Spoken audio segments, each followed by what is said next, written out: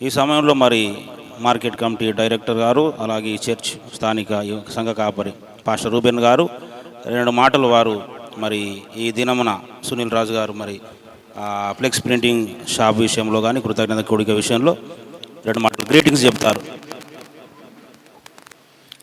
దేవుని నామానికి మహిమ కలుగునుగాక. ఈరోజు గజ్వేల్ పట్టణంలో మా United Christian pastors fellowship Gajwel కాన్స్టిట్యున్సీలో ఉన్నటువంటి అసోసియేషన్లో కమిటీ మెంబర్గా ఉంటున్నటువంటి సునీల్ పాస్టర్ గారు ఈ గజ్వేల్ పట్టణంలో ఫ్లెక్సీ షాపు ఓపెనింగ్ కార్యక్రమానికి దైవ సేవకులు అపోస్తులు డాక్టర్ అద్దంకి రంజిత్ ఉప్రాయ గారు ఈ గజ్వేల్ పట్టణానికి విచ్చేసినటువంటి సందర్భముగా మా స్థానిక సంఘములో ఈ విధముగా అయ్యగారి యొక్క ఆధ్వర్యంలో ఈ కృతజ్ఞత కూడిక అనేటువంటిది ఏర్పాటు చేయడము నేను చాలా సంతోషిస్తూ అయ్యగారు ప్రత్యేకమైనటువంటి కృతజ్ఞతలు వందనాలు తెలియజేస్తూ ఉన్నాను. సునీల్ పాస్టర్ గారు చాలా సందర్భాలలో అయ్యగారితోటి మీటింగ్ ఏర్పాటు చేయాలి అని చాలా సందర్భాలలో కూడా నాతో అన్నారు. అయ్యగారు ఎప్పుడొచ్చినా మన చర్చిలో మీటింగ్ ఏర్పాటు చేద్దామని చెప్పేసి సునీల్ గారితో కూడా నేను అడగడం జరిగింది.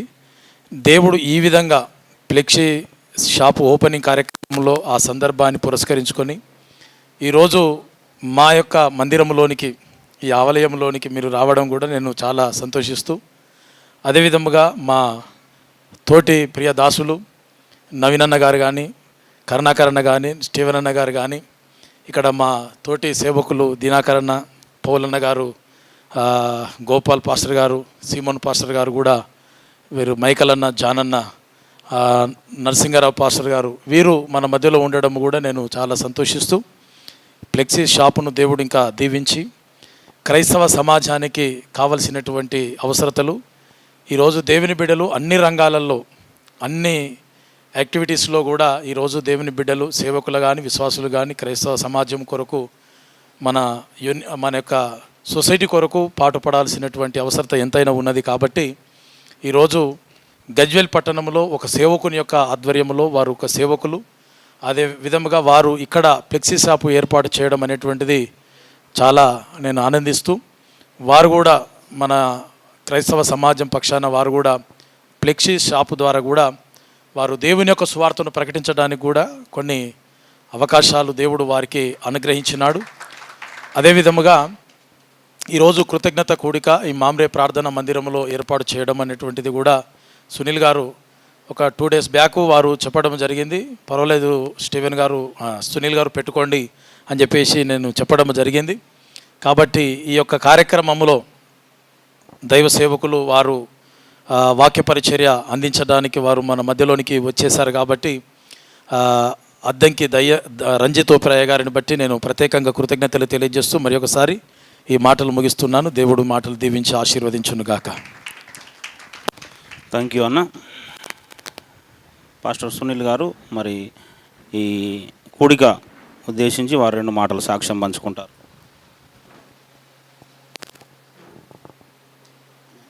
థ్యాంక్ యూ అన్న.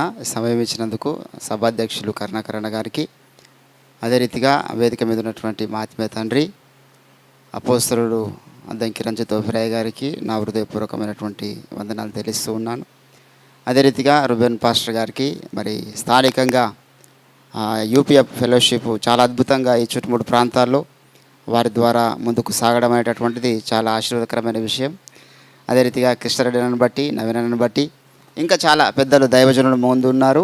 గోపాలన్న, అదే రీతిగా మరి పౌలన్న, దినకరణ, అందరికీ నా ప్రత్యేకమైనటువంటి వందనాలు తెలుస్తూ ఉన్నాను.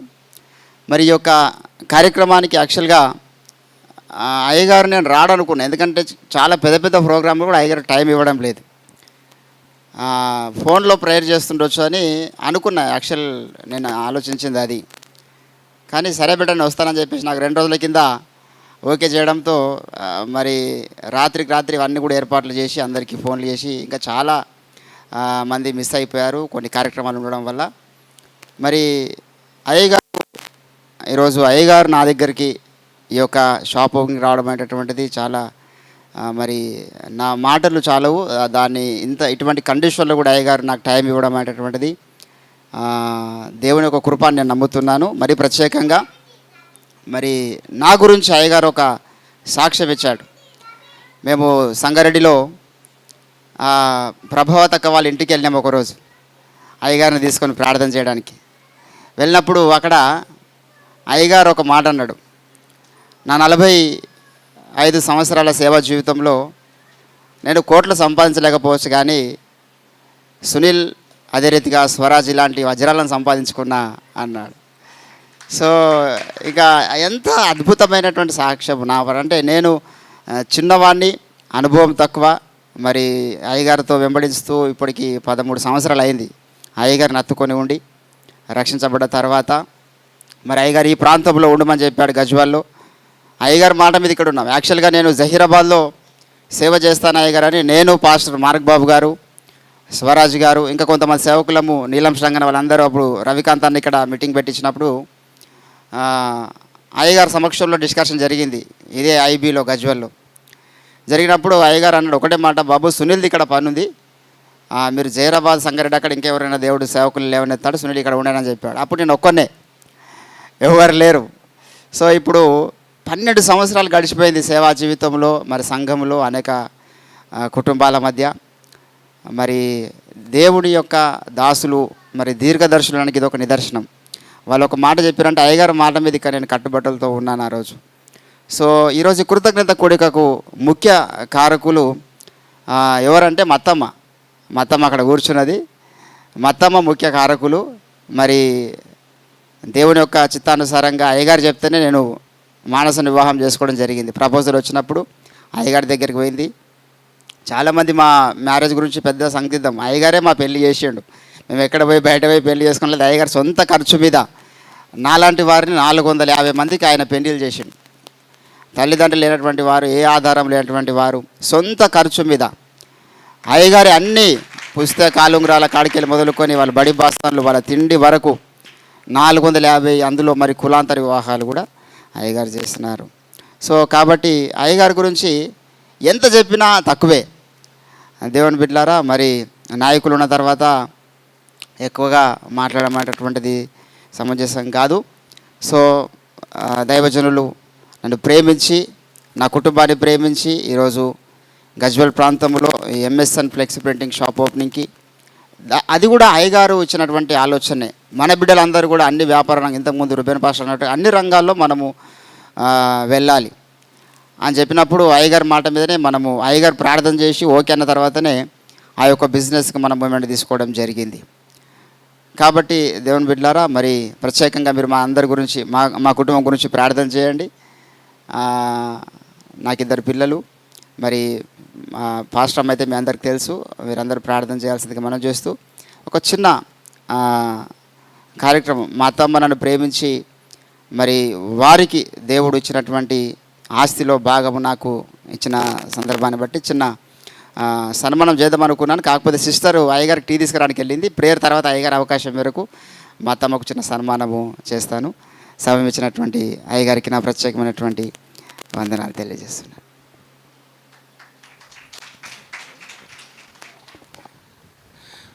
మంచిది. మరి ఈ ప్రాముఖ్యమైన సమయానికి మనం వచ్చాము.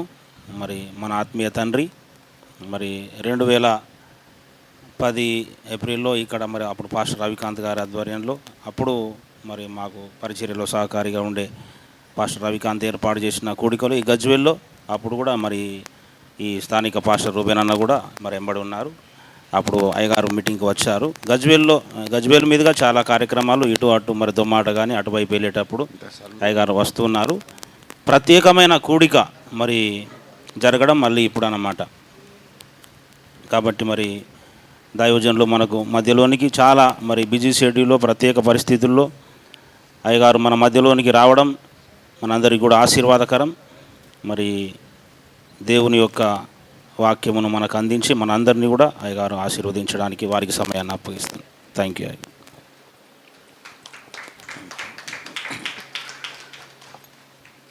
దేవునికి స్తోత్రం కలుగునుగాక. హల్లెలూయా. ప్రభునందు నాకు అత్యంత ప్రియులారా, ప్రియ కుమారుడు సునీల్ అండ్ మానస సునీల్ వారిద్దరిని కూడా నాకు దేవుడు ఒక వరముగా అనుగ్రహించారు. దేవునికి స్తోత్రము. అలాగే ఇక్కడ ఉన్న వారందరూ కూడా Naveen, pastor Stephen Reddy, pastor Karunakar, ఇంకా మరి ఈ ప్రాంతాల్లో చాలామంది, తెలంగాణలో ఎంతమంది సేవకులు ఉంటారు? 190 మంది వరకు దేవుడు తెలంగాణలో మనకు సహదాసులనిచ్చారు. ఎవరికి వాళ్ళే ఒక అద్భుతం, ఒక విచిత్రం. అన్ని సంఘాలలో దాదాపుగా ఏదైనా కొంత ఆర్థిక సహకారం సంస్థ వాళ్ళు ఇస్తారు, ఏదో కొంత కలిగి 100, 1000 ఎంతో. కానీ దేవుడు నాకు ఇచ్చిన సహవాసంలో ఎంతమంది సేవకులు ఉంటే వాళ్ళే నాకు తలా కాస్త ఇచ్చి నన్ను పోషించుకుంటున్నారు 43 సంవత్సరాలు బట్టి. ఆ ప్రేమ దేవుడు పెట్టిన ప్రేమ. అందరూ ఇబ్బందుల్లోనే ఉన్నారు. మరి ఈ కష్టదశలోనే ఎవరికి ఉన్నంత అవకాశం ఉన్నంతలో వారు నన్ను ఆర్థికంగా ఒక విధంగా, తండ్రిని పిల్లలను పెంచుకునే బదులు పిల్లలే నన్ను పెంచుకుంటున్నారు. అట్లా ఉన్నది. దేవునికి స్తోత్రం. చాలామందికి ఒక ఆశ్చర్యం ఇది. డబ్బులు లేవంటారు, పెద్ద పెద్ద కార్యక్రమాలు చేస్తుంటారు, 1000 మందికి భోజనాలు, బిర్యానీలు, చికెన్లు, ఎక్కడి నుంచి వస్తున్నది అని. అంటే ఎవరైతే తింటున్నారో వాళ్ళ నుంచి వస్తున్నది అంటే అట్లెట్లండి, వాళ్ళు ఎందుకు ఇస్తారండి? కనుక ఆదిమ సంఘంలో అపోస్తలుడు పౌలు ప్రభువు మీద ఆధారపడి మరి మాకు సమృద్ధి కలిగినప్పుడు మీకు, మీకు కలిగినప్పుడు మాకు అన్న సూత్రం ప్రకారం కలిగినదంతా సమిష్టిగా కలిగి ఎవడు ఏది తనదని అనుకోలేదు అన్నటువంటి వాతావరణం ఓఫిర్ మినిస్ట్రీస్లో ఉంది. ఇదొక అద్భుతం, ఇదొక ఆశ్చర్యం.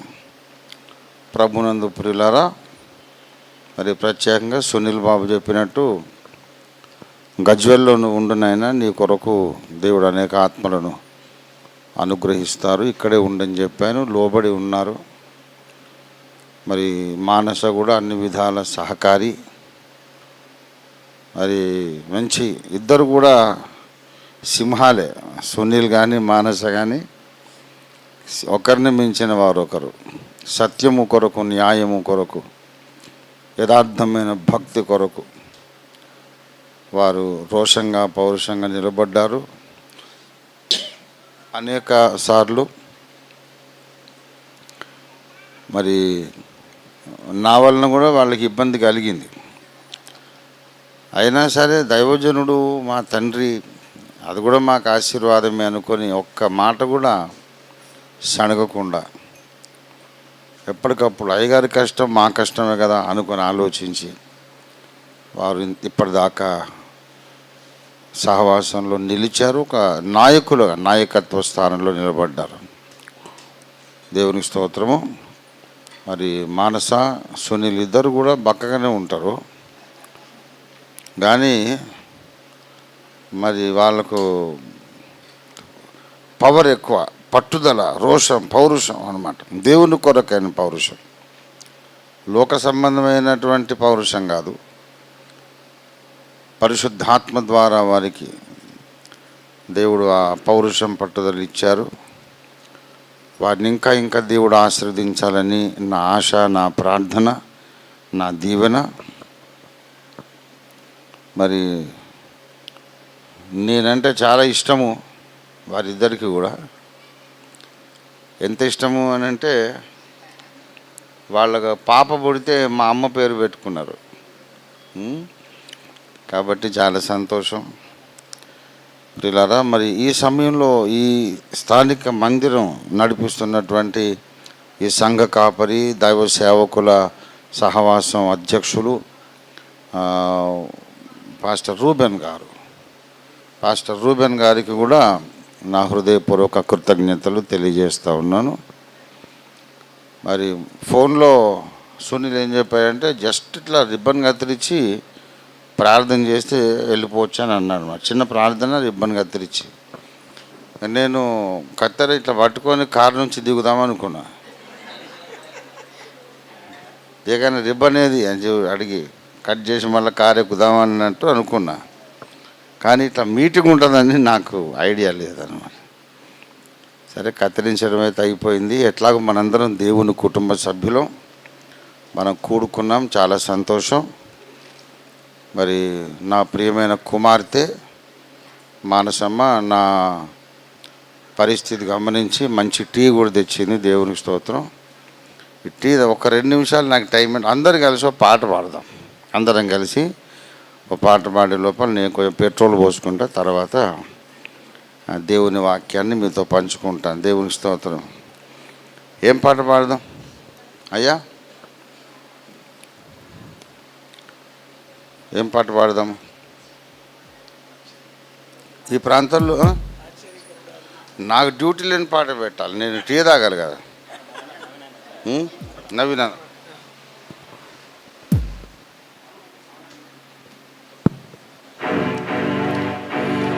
ఆశ్చర్యకరుడా అతి బలవంతుడా నాకు చాలిన దేవుడా, ఆశ్చర్యకరుడా అతి బలవంతుడా నాకు చాలిన దేవుడా, రాజులందరి నేలు మహారాజువు, శక్తులన్నిటిపైన సామ్రాటు, రాజులందరి నేలు మహారాజువు, శక్తులన్నిటిపైన సామ్రాటు, ఆశ్చర్యకరుడా అతి బలవంతుడా నాకు చాలిన దేవుడా, ఆశ్చర్యకరుడా అతి బలవంతుడా నాకు చాలిన దేవుడా, శత్రువు చేతిలో అస్త్రములన్నిటిని భస్మము చేసిన బలశూరుడా, శత్రువు చేతిలో అస్త్రములన్నిటిని భస్మము చేసిన బలశూరుడా, నా వైరులను నీరాయుధులనుగా ఊరేగించిన రణధీరుడా, నా వైరులను నీరాయుధులనుగా ఊరేగించిన రణధీరుడా, రాజులందరి నేలు మహారాజువు, శక్తులన్నిటిపైన సామ్రాటు, రాజులందరి నేలు మహారాజువు, శక్తులన్నిటిపైన సామ్రాటు,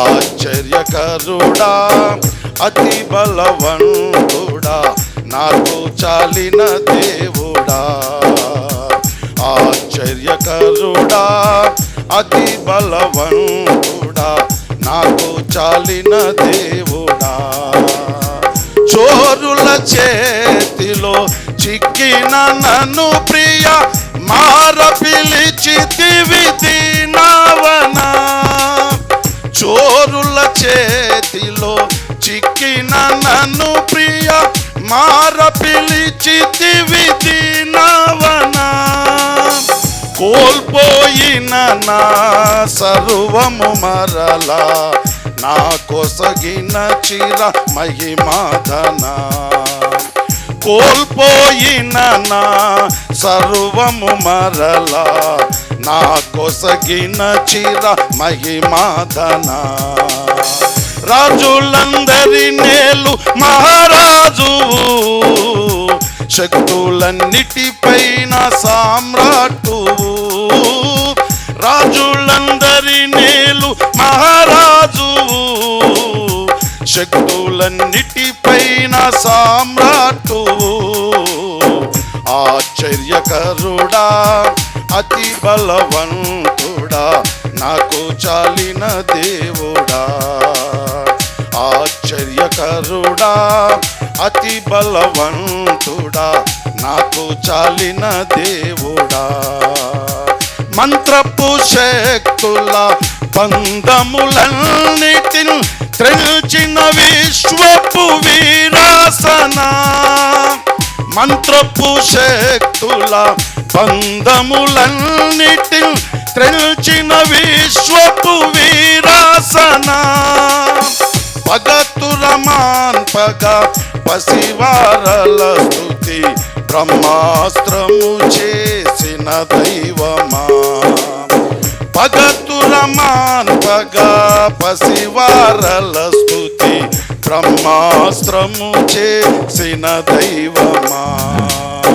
రాజులందరి నేలు మహారాజు శక్తులన్నిటిపైన సామ్రాట్టువు రాజులందరి నేలు మహారాజు శక్తులన్నిటిపైన సామ్రాట్టువు ఆశ్చర్యకరుడా అతి బలవంతుడా నాకు చాలిన దేవుడా ఆశ్చర్యకరుడా అతి బలవంతుడా నాకు చాలిన దేవుడా నాకు చాలిన దేవుడా నాకు చాలిన దేవుడా నాకు చాలిన దేవుడా దేవునికి స్తోత్రం కలుగును కాక. అయ్యగారి పాట పాడితే ఆకాశం అంత ఎత్తు ఉంటుంది, కానీ నాదైతే పాతాళం అంత లోతు ఉంటుంది. చక్కగా పాడావు నాయన, గాడ్ బ్లెస్. చక్కగా పాడు. దేవునికి స్తోత్రం. హల్లెలూయా.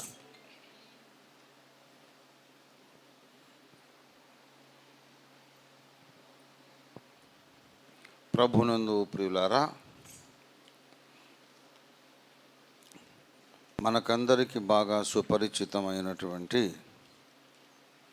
133వ కీర్తన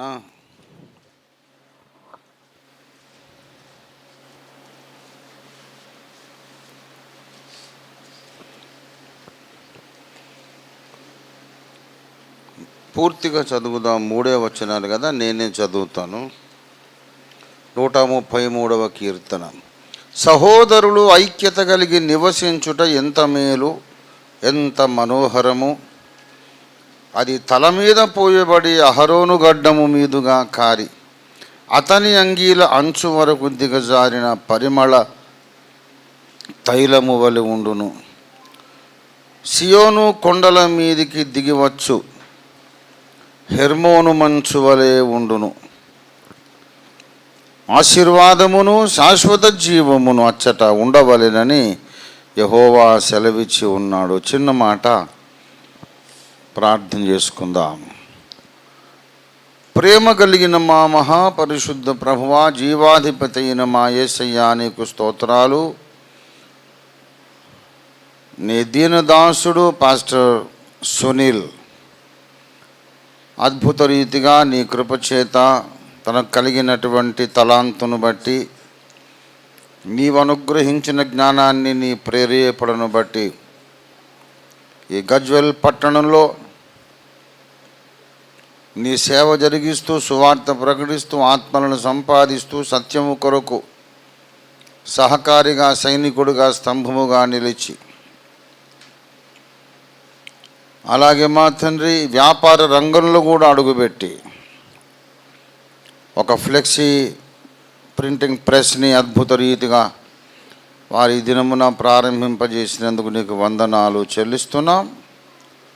ఈ సందర్భంగా స్థానిక దైవజనుల సహవాసం అధ్యక్షులు పాస్టర్ రూబెన్ గారు నడిపిస్తున్నటువంటి ఈ సుందరమైన మందిరంలో, సంఘ మందిరంలో, ప్రార్థనా మందిరంలో మేము ఇలాగున ఈ కృతజ్ఞత కూటం నిర్వహించుకోవడానికి మీరే సహాయము చేశారు. నీకు వందనాలు. ఈ మందిరమును, సంఘమును, పాస్టర్ రూబెన్ గారి పరిచర్యను, అలాగే వారి సహవాసములో ఈ ప్రాంతంలో విభిన్న సహవాసాల్లో నీ సేవ చేస్తున్న నీ దైవజనులు, దైవ సేవకురాండ్రు అందరినీ ఆశీర్వదించండి తండ్రి.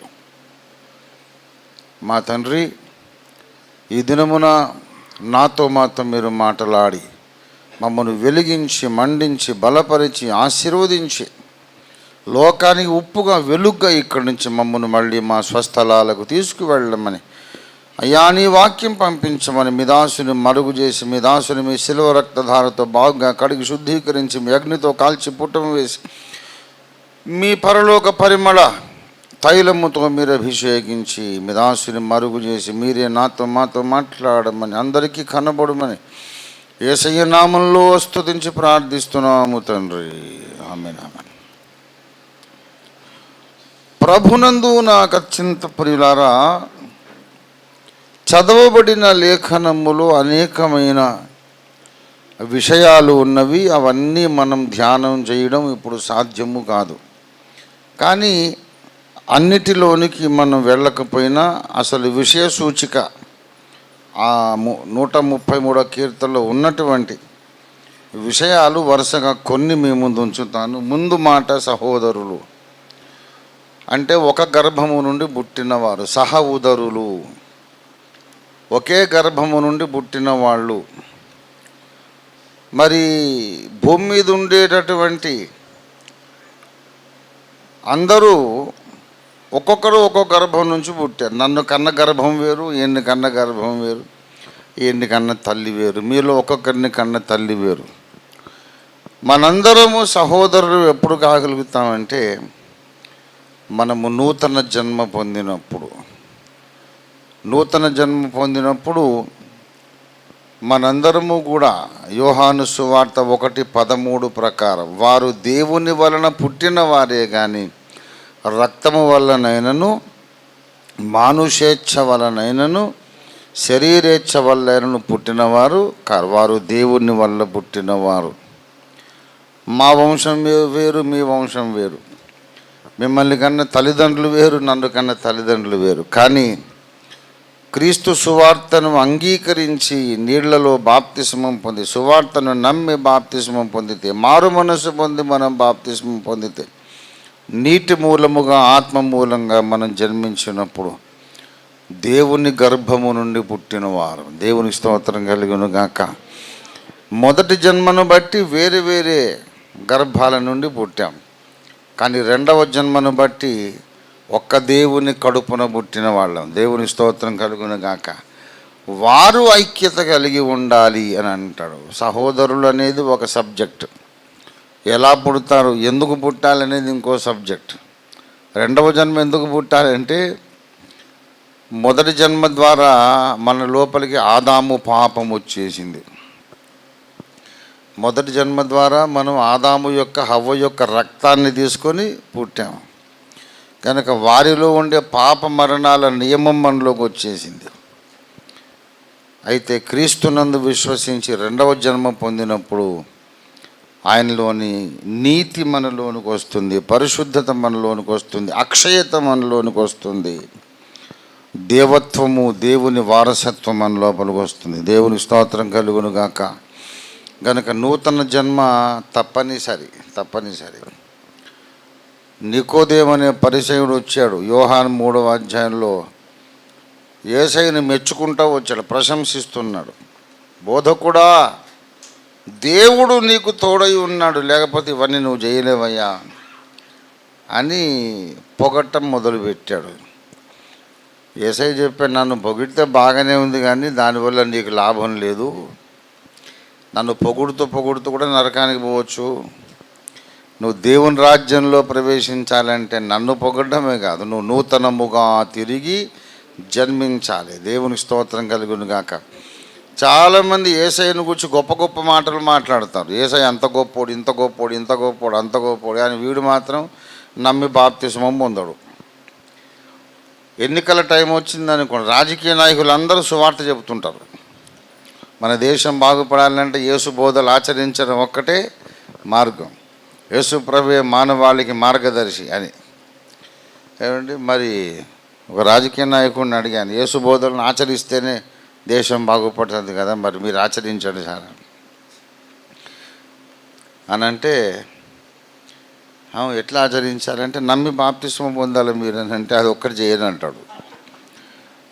కనుక మనుషులు ఏంటంటే ముఖప్రీతి కొరకు మనుషులను సంతోషపరచడానికి ఏదేదో మాట్లాడతారు, కానీ నిజముగా యేసునందు తిరిగి జన్మించాలంటే అందరికీ అది ఇష్టము లేదు.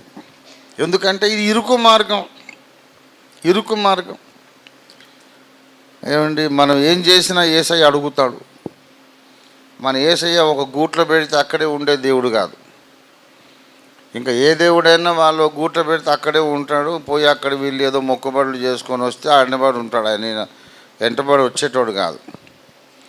మన యేసయ్య ఏంటంటే మనము చర్చికి వెళ్ళి ప్రార్థన చేసుకున్న తర్వాత మన ఇంటికి వెళ్ళిపోతుంటే మన వెంటబడి వస్తాడు. ఆయన మన బాత్రూంలోకి వస్తాడు, కిచెన్లోకి వస్తాడు, పడక గదిలోకి వస్తాడు, మన బ్యాంక్ అకౌంట్లోకి వస్తాడు, మనం చేసే స్నేహాలు, బంధుత్వాలు, చుట్టరికాలు, వ్యాపారాలు అన్నిట్లోకి వస్తాడు. ఆయన వచ్చి అరే ఇట్టెందుకు చేస్తున్నాం అంటాడు.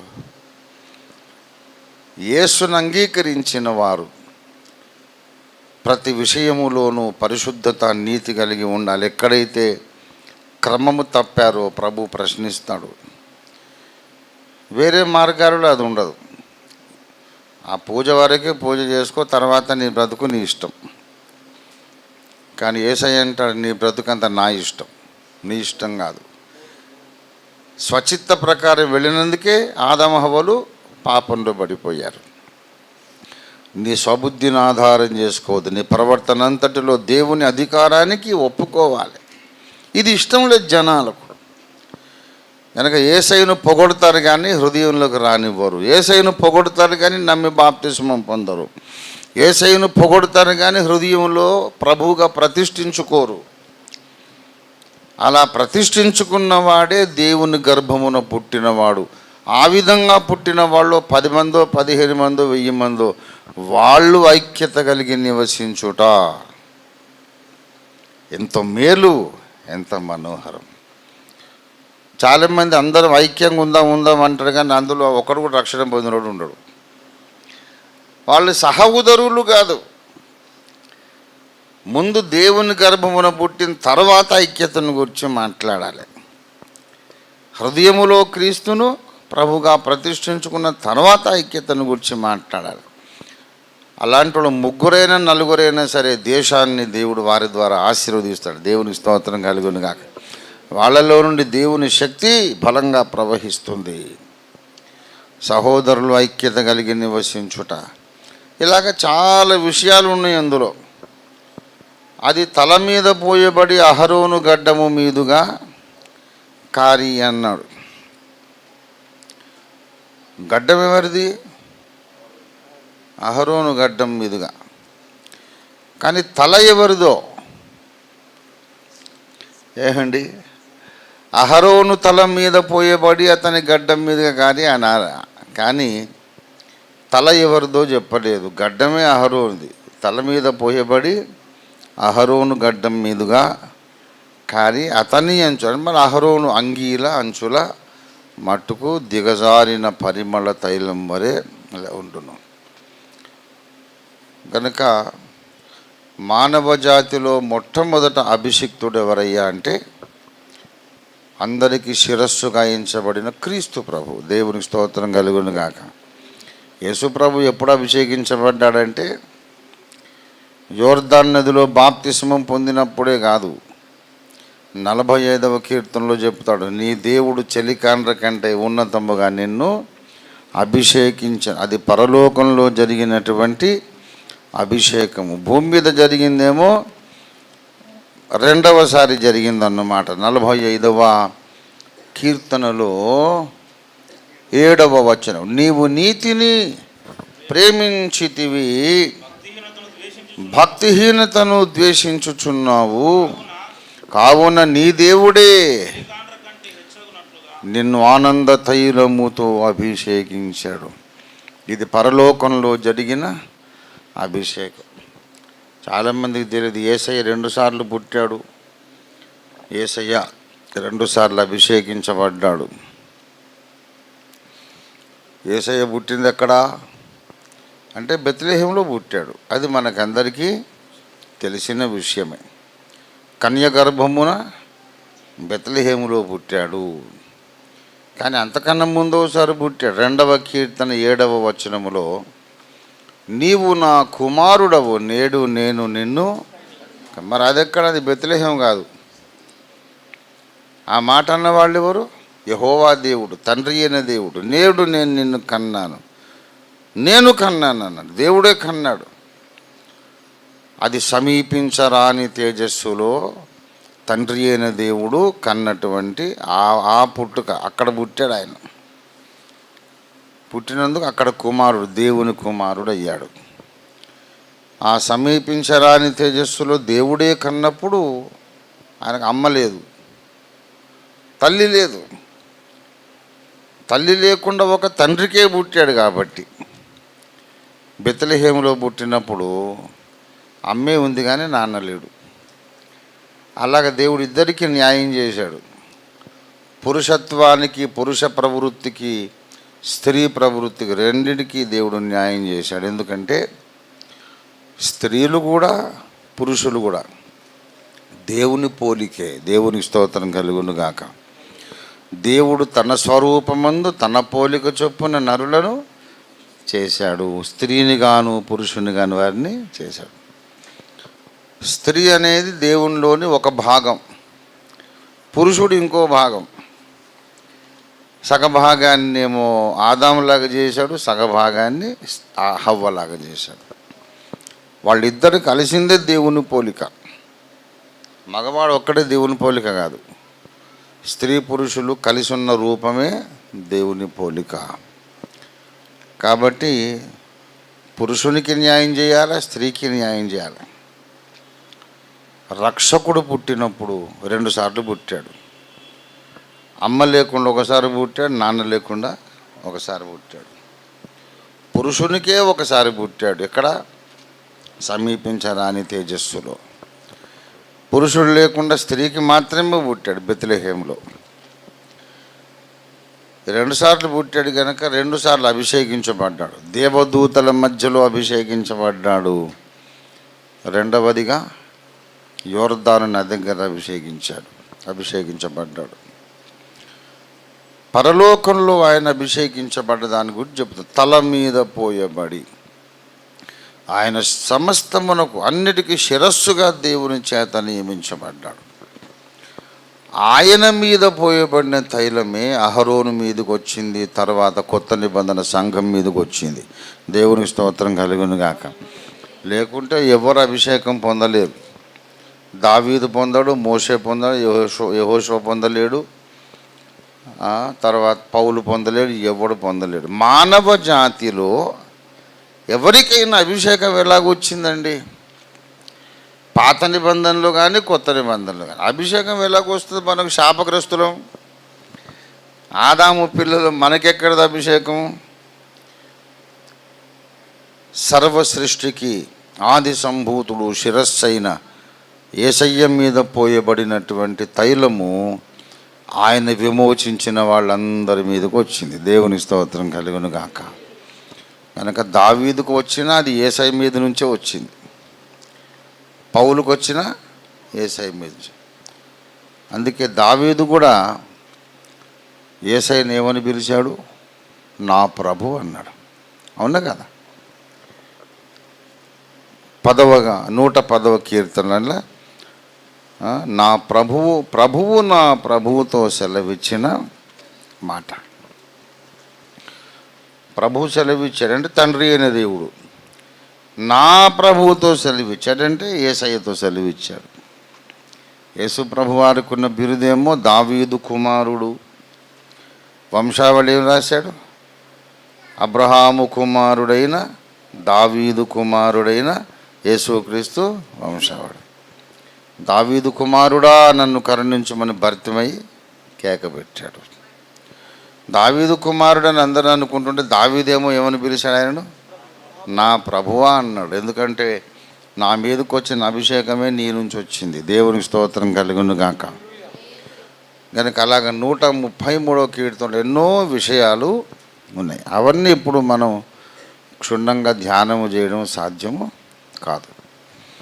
లాస్ట్ వచనంలో ఏమంటాడంటే ఆశీర్వాదమును శాశ్వత జీవమును అచ్చట ఉండవలెనని యెహోవా సెలవిచ్చాను. అది మన ధ్యానాంశం. ఒక 5 నిమిషాలు ధ్యానం చేసి ముగిద్దాం. ఆశీర్వాదము అక్కడ ఉండాలి అని యెహోవా సెలవిచ్చుచున్నాడు. మనల్ని ఆశీర్వదించాలని దేవుడు కోరుతున్నాడు. ఇది ఇవాళ సబ్జెక్ట్. మనము ఏదో దిగజారిపోయి లేకపోతే దివాళా తీసి అవమానకరంగా దిక్కు లేకుండా ఉండాలని దేవుని చిత్తము కాదు. మనమందరము ఆశీర్వదింపబడాలి అని దేవుడు కోరుతున్నాడు. ఆశీర్వాదాన్ని మనకి ఇవ్వడానికి ఆయన శిలువ మీద శాపగ్రాహి అయినాడు. ఏమండి, అబ్రహాము పొందిన ఆశీర్వచనము యేసుక్రీస్తు ద్వారా మనము పొందాలట. దేవునికి స్తోత్రం కలుగును గాక. హల్లెలూయా. ఏమండి, అబ్రహామునకును అతని సంతానమునకును వాగ్దానములు చేయబడ్డవి. మరి గలతీ 3వ అధ్యాయంలో, రోమా 4వ అధ్యాయంలో ఈ మాటలు మనకు ఆశీర్వాదమును గూర్చి వ్రాయబడినవి. దేవునికి స్తోత్రం కలుగును గాక. దయచేసి రోమా 4వ వచనంలోకి వద్దాం. దేవునికి స్తోత్రం కలుగును గాక. అబ్రహామునకు 13వ వచనం, అతడు లోకమునకు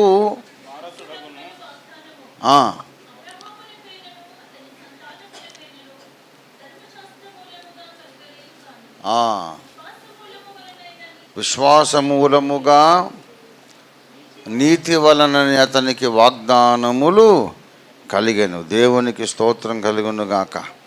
అబ్రహాము పొందినటువంటి వాగ్దానం, ఆ వాగ్దానానికి మనమందరము వారసులం.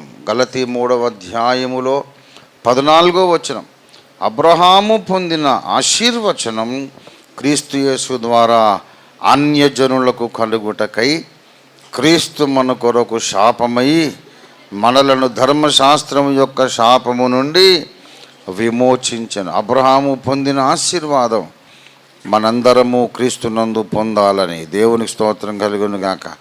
దేవుడు మనల్ని ఆశీర్వదించాలని కోరుతున్నాడు, కానీ ఏదో అట్టడుగున ఉంచాలని ఆయన కోరడం లేదు. అందుకే మనము ప్రెస్ ప్రారంభోత్సవ సందర్భంగా మనం చదువుకున్న వచనాలు చూద్దాం. ద్వితీయోపదేశ కాండం 28వ అధ్యాయములోనికి వద్దాం ప్రియులారా. అక్కడ ఏమంటున్నాడు చూడండి, దయచేసి 2వ వచనం 28:2, నీవు నీ దేవుడైన యెహోవా మాట విన్న ఎడల, చూసారా, ఈ దీవెనలన్నీ నీ మీదికి వచ్చి నీకు ప్రాప్తించును. దేవునికి స్తోత్రం కలుగును గాక. హల్లెలూయా. ఏమండి, ఆశీర్వాదాలు నీ మీదికి రావాలని దేవుడు కోరుతున్నాడు. ఈ దీవెనలన్నీ నీ మీదికి వచ్చు. ఏమండి, ఏమి దీవెనలు? నీ గంపయు, నీ పిండి పిసుకు తొట్టి, నీ దుక్కిటెద్దులు, నీ గొర్రెమేకల మందలు, నీ భూఫలము, నీ గర్భఫలము అన్నీ ఆశీర్వదింపబడతాయి. దేవుని బిడలారా, ఆ కింద వచనాల్లో మనం చూసినట్లయితే దేవునికి స్తోత్రం 14వ వచనం, యెహోవా నిన్ను తలగా నియమించును కానీ తోకగా నియమింపడు. నీవు పైవాడవుగా ఉండువు కానీ క్రింది వాడవుగా ఉండవు. ఇది మనకు దేవుడిచ్చిన వాగ్దానం. అక్షరాల ఇశ్రాయేలు జనాంగము దీన్ని స్వతంత్రించుకుంది. ఇవాళ ప్రపంచంలో అగ్రదేశాలు ఉన్నాయి. అమెరికా అగ్రదేశం, జర్మనీ అగ్రదేశం, రష్యా అగ్రదేశం, అగ్రరాజ్యములు ఎన్నో ఉన్నాయి. అరబ్ దేశాలు ఉన్నాయి, సంపన్న దేశాలు. కానీ అతి చిన్న దేశము ఇజ్రాయేల్కు భయపడతారు అందరూ. ఏమండి, ఇవాళ ఆటం బాంబులు ఉన్నాయి, అణుశక్తి ద్వారా విద్యుత్ శక్తి, ఒక కరెంటు, ఎలక్ట్రిక్ పవర్, విద్యుత్ శక్తి తయారు చేస్తున్నారంటే ఆ టెక్నాలజీ ఇజ్రాయేలీలు తయారు చేశారు. ఇజ్రాయేల్ దేశం అంతా ఎట్లా ఉంటుందంటే గోల్కొండ కిల్లలాగా ఉంటుంది. అంత ఇసుక పర్ర, అంత దుమ్ము ధూళి, అక్కడంత రాళ్ళు రప్పలు ముళ్ళ తుప్పలు, అక్కడ ఏమి ఉండదు. అక్కడ ఇస్రాయెల్ దేశం మనం పోయి చూస్తే ఓల్డ్ సిటీ లాగా ఉంటుంది. కానీ జనాభా ఎంత అనుకున్నారు? భారతదేశ జనాభా 150 కోట్లు. ఇప్పుడు ఇజ్రాయెల్ జనాభా 1 కోటి మంది, 1 కోటి మంది. వాళ్ళని చూసి రష్యా భయపడుతుంది, అమెరికా భయపడుతుంది, అందరూ భయపడతారు. ప్రపంచానికి ఆశీర్వాదకరమైన దేశము, ప్రపంచాన్ని భయపెట్టగలిగినటువంటి దేశం. ప్రియులారా, వాళ్ళకు యూదులు ఎక్కడెక్కడ ఉన్నారో మొత్తం వాళ్ళకి లెక్క. ఎవరికి తెలియకుండా ఏం చేశారు తెలుసా? మణిపూర్లో చాలామంది యూదులు ఉన్నారు. ఎప్పుడైతే ఇప్పుడు ఉన్న కేంద్ర ప్రభుత్వం వీళ్ళందరూ అక్కడ కుట్రలు చేసి క్రైస్తవులను వాళ్ళను చంపుదామని చూస్తున్నారో, సీక్రెట్గా ఇజ్రాయెల్ గవర్నమెంట్ కొన్ని విమానాలు పంపి అక్కడ వాళ్ళు ఉన్నదందరినీ తీసుకుని వెళ్ళిపోయారు. ఒక్క యూదుడు చచ్చిపోతే ఇజ్రాయెల్ గవర్నమెంట్ ఒప్పుకోదు, దేశం మొత్తం నాశనం అయిపోదు. యూదుడు ప్రపంచం మీద ఉన్న మొత్తం జనాభాకు మా ఒక్క యూదుడు సమానం. మా వాడి మీద ఈగ వాలడానికి వీలు లేదు. అంత బలవంతులు, అంత రోషం కలిగిన వాళ్ళు, ధైర్యం కలిగిన వాళ్ళు. చాలా రోజుల కిందట మరి ఇరాన్, ఇరాక్ వాళ్ళ యుద్ధాలు చాలా జరిగినాయి. తర్వాత అయతుల్లా ఖొమైనీ కాలం వచ్చింది.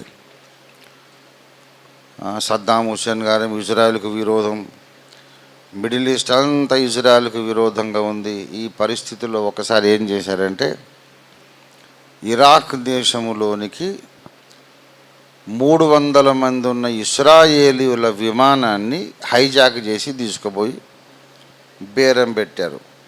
మా మాట మీరు వింటే మీ వాళ్ళని వదిలేస్తాం, లేకుంటే 300 మందిని చంపేస్తాం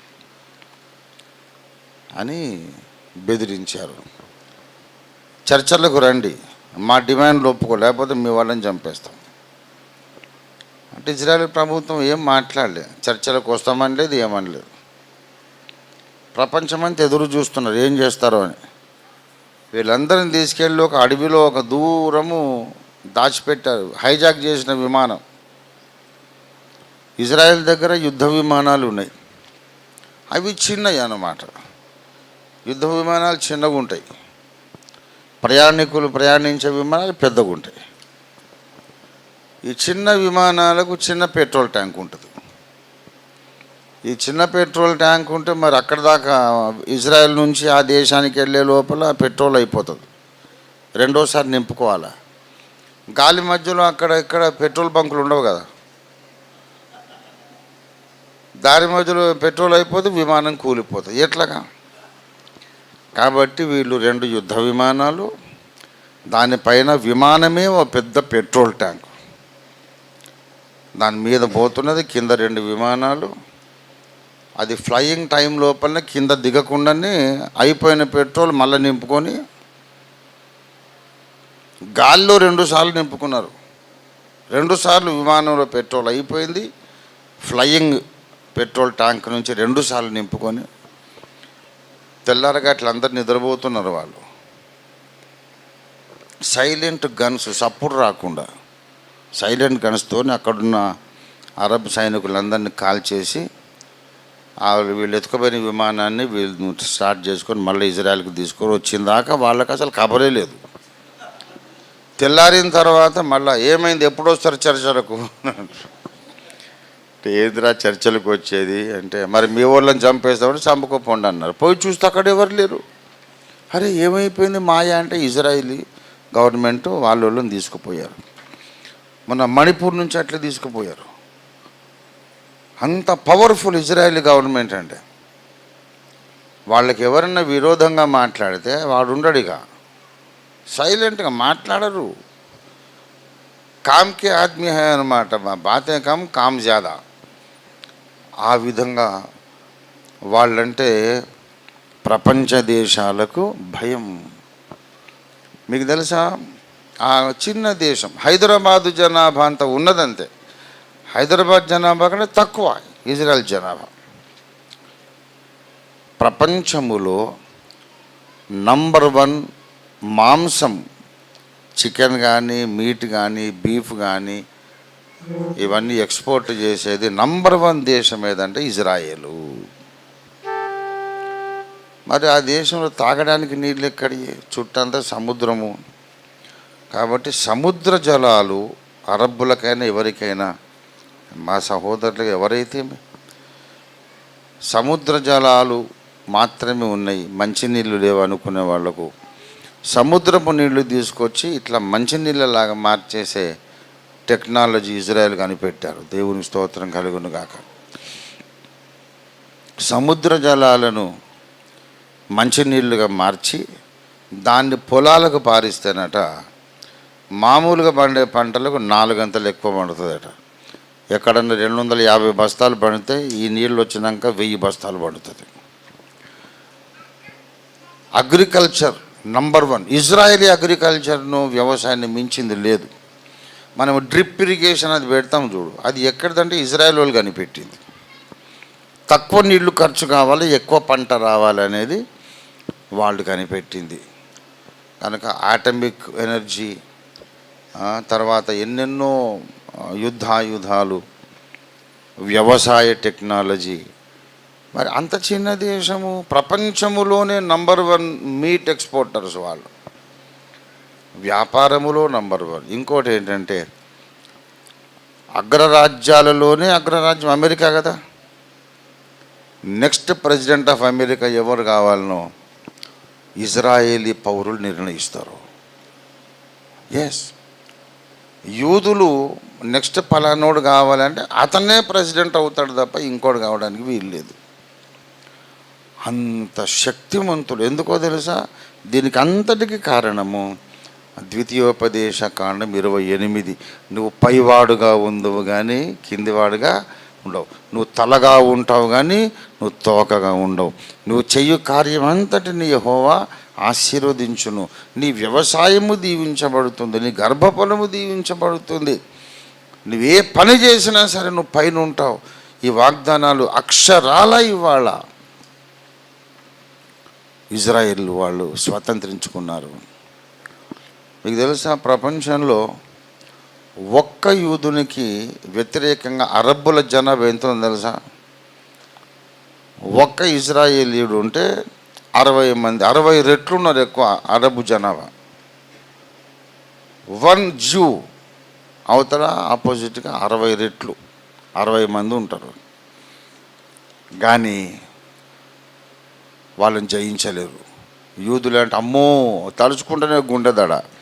ఎప్పుడు ఏం చేస్తాడో తెలియదు. వాళ్ళ జోలికి ఎవరు పోరు. వాళ్ళని ముట్టుకుంటే అమ్మో షాక్ వస్తుంది అన్నట్టు. అంత భయం క్రియేట్ చేశారు. ఎందుకు? అబ్రహాము సంతానము. దేవుడు వాళ్ళను ఆశీర్వదించాడు. రాజ్యములకు శిరస్సైన జనమని బైబిల్లో రాయబడింది. రాజ్యములకు శిరస్సు. అగ్రరాజ్యాలకే బెదురు దడబుట్టించేటటువంటి మరి చిన్న దేశము, సైజుకు చిన్నది కానీ జ్ఞానం, వాళ్ళ యొక్క శక్తి, వాళ్ళ యొక్క బలం, సైనిక బలం, వాళ్ళకి అప్పులు లేవు. ఇజ్రాయేలీలు వాళ్ళు ఎవరిని లెక్క ఏడ్చారు పొమ్మంటారు. మేమే ఇస్తాం కావాలంటే తీసుకోపిచ్చామంట. అంత ఆశీర్వాదం, దేవుని ఆశీర్వాదం పొందినటువంటి దేశము. ఎందుకు ఈ ముచ్చటంతా చెప్పాను తెలుసా? ఇప్పుడు చెప్తున్నా. అబ్రహాము సంతానమైనందుకు వాళ్ళకి ఇంత ఆశీర్వాదము దేవుడిచ్చాడు. ప్రపంచమే వాళ్ళని చూసి భయపడేటట్టు చేశాడు. మరి అబ్రహాము పొందిన ఆశీర్వచనము అన్యజనులకు కలిగింది అంటున్నాడు కదా. మనమే కదా, మరి మనం అబ్రహాము సంతానం కదా? కాదా? అబ్రహాము సంతానమే. మరి క్రైస్తవులను చూసి ఎందుకు ప్రజలు భయపడరు? ఇది కీలకమైన ప్రశ్న. అబ్రహాముకు 2 రకాల సంతానం ఉంది. శరీర సంబంధమైన సంతానం ఇశ్రాయేల్, కానీ అసలైన ఇశ్రాయేలు వాళ్ళు కాదట. ఎవరు అంటే గలతీ పత్రిక 3వ అధ్యాయంలో చూడండి. అసలైన ఇశ్రాయేలు వాళ్ళు కాదు. గలతీ 3వ అధ్యాయము 7వ వచనం. విశ్వాస సంబంధులే అబ్రహాము కుమారులని మీరు తెలుసుకోండి. దేవునికి స్తోత్రం కలుగును గాక. ఇప్పుడు అక్కడ మిడిల్ ఈస్ట్లో మధ్యప్రాచ్యంలో ఉన్న వాళ్ళేమో విశ్వాస సంబంధులు కాదు. వాళ్ళెవరు? శరీర సంబంధమైన ఇశ్రాయేలు. మరి అసలైన అబ్రహాం పిల్లలు ఎవరు? నమ్మి బాప్తిస్మం పొందిన మనం గనక ద్వితీయోపదేశకాండం 28 అంతా ఎవరికి చెందాలి? క్రైస్తవులకు చెందాలి, మనకు చెందాలి. అబ్రహాము పొందిన ఆశీర్వచనము విశ్వాసము ద్వారా మనకు లభించున్నట్లు. అవునా కదా? గనక మరి నువ్వు తలగా ఉంటావు, తోకగా ఉండవు అనేది ఎవరికి చెందిన వాగ్దానం? మనకు. నువ్వు పైవాడవుగా ఉంటావు, కిందివాడుగా ఉండవు, ఎవరికి చెందిన వాగ్దానం? మరి అలాంటప్పుడు మరి క్రైస్తవులు ఎందుకని అందరిని చూసి భయపడతారు? అసలు వాక్య ప్రకారం అయితే క్రైస్తవులను చూసి అందరూ భయపడాలి. ఇశ్రాయేలును చూసి లోకం భయపడుతుంది. అలాగే అసలైన ఇశ్రాయేలు మనల్ని చూసుకునే లోకం భయపడాలి. క్రైస్తవులందరూ తలగా ఉండాలి అండి. అప్పుల పాలై ఆర్థికంగా కురింగిపోయి బాధల్లో ఉండొద్దు. క్రైస్తవులందరూ ధనవంతులుగా ఉండాలి, బలవంతులుగా ఉండాలి. మరి మనం ఎందుకు అట్లా ఉండము అంటే ఇక్కడ సైతానుగాడు ఒక దుర్బోధ, అబద్ధ బోధ మనకు నేర్పించాడు. ఏంటంటే బీదలైన మీరు ధన్యులు అన్నాడు. కాబట్టి మనం ఎంత బీదగా ఉంటే అంత పుణ్యం, ఎంత డబ్బులు ఉంటే అంత పాపం అని మనకు బాగా జీర్ణించుకుపోయింది. ఎందుకంటే మనం బీదలాదరి కథ బాగా కంటపాఠం మనకు. ఆ కథలో ఇద్దరు ఉంటారు, బాగా గమనించండి. ఇక్కడే మెలికి ఉంది. మన మైండ్ లోపల చిన్న సంస్కరణ చేసుకుంటే ఆ శరీర సంబంధ ఇశ్రాయేలులాగా భారతదేశంలో మనం కూడా అందరికీ దడబుట్టించగలుగుతాం. దేవుని స్తోత్రం కలుగును గాక. మనకు ఇక్కడ ప్రసంగ పీఠిక నుండే వస్తాయి విషపు విత్తనాలు. అందుకే సంస్కరణ కావాలి. బోధకులు సత్యం నేర్చుకోవాలి. లూకా 16:19 యేసయ్య చెప్పినటువంటి ఆ కథ, గాథ, వాస్తవ జీవిత గాథ. అందులో ఎన్నో సత్యాలు చెప్పాడు. అందులో ఇద్దరు మెయిన్ క్యారెక్టర్స్ ఉన్నారు. ధనవంతుడు ఒకడు, బీదవాడు ఒకడు. ఈ ధనవంతుడైనోడు ఎక్కడ పోయినాడు? పాతాళానికి, నరకానికి పోయినాడు. మరి బీదవాడు ఎక్కడ పోయాడు? దేవదూతల చేత పరదైసుకు పోయినాడు. గనక ఇప్పుడు పాఠం ఏంటంటే, మనం నేర్చుకున్న పాఠము, బీదగా ఉంటే పరలోకానికి పోతాం, కొంచెం ధనవంతులమైతే నరకానికి పోతాం. కాబట్టి మనం బీదకుంటే పర్వాలేదు. ఏముందిలే, ఈ లోకం 3 నాళ్ళ ముచ్చటే కదా. ఈ లోకంలో శాశ్వతంగా ఎవడు ఉండేది ఉన్నది? ఇవాళ రేపు మనం గుట్టుకుమని వెళ్ళిపోతాం. పైన పోయినాక మనం ధనవంతులం, ఐశ్వర్యవంతులం యుగ యుగాలు. ఈ భూమి మీద మనం ధనం ఆశించొద్దు. చాలా డబ్బులు వస్తే మనం ఆ ధనవంతుడు వెళ్ళిన కాడికి వెళ్ళిపోతాం అనే ఒక భయం అంతర్లీనంగా దూరిపోసారు. యేసయ్య ఎంత జ్ఞానవంతుడు అంటే, యేసుప్రభు వారి జ్ఞానాన్ని మనం లెక్క పెట్టలేం, కొలవలేం. అనంత జ్ఞాని ఆయన. ఆ కథలో లేక జీవిత కథ, వాస్తవ కథ అది. అందులో ఆయన ఏం చేశాడంటే, లాజరు చనిపోయాను, దేవదూతల చేత పరదైసుకు కొనుపోబడిన అని చెప్పలేదు. అబ్రహాము రొమ్మున ఆనుకొనుటకని చెప్పింది. అది పరదైసే, కానీ దానికి ఏం పేరు పెట్టిండు ఆయన? అబ్రహాము రొమ్మున. ఇప్పుడు అసలు కథ ఏంటంటే మర్చిపోయారు. అసలు సంగతి ఏంటంటే, ఆ యేసయ్య చెప్పిన చరిత్రలో ఒక్క ధనవంతుడు కాదు, ఇద్దరు ధనవంతులు ఉన్నారు.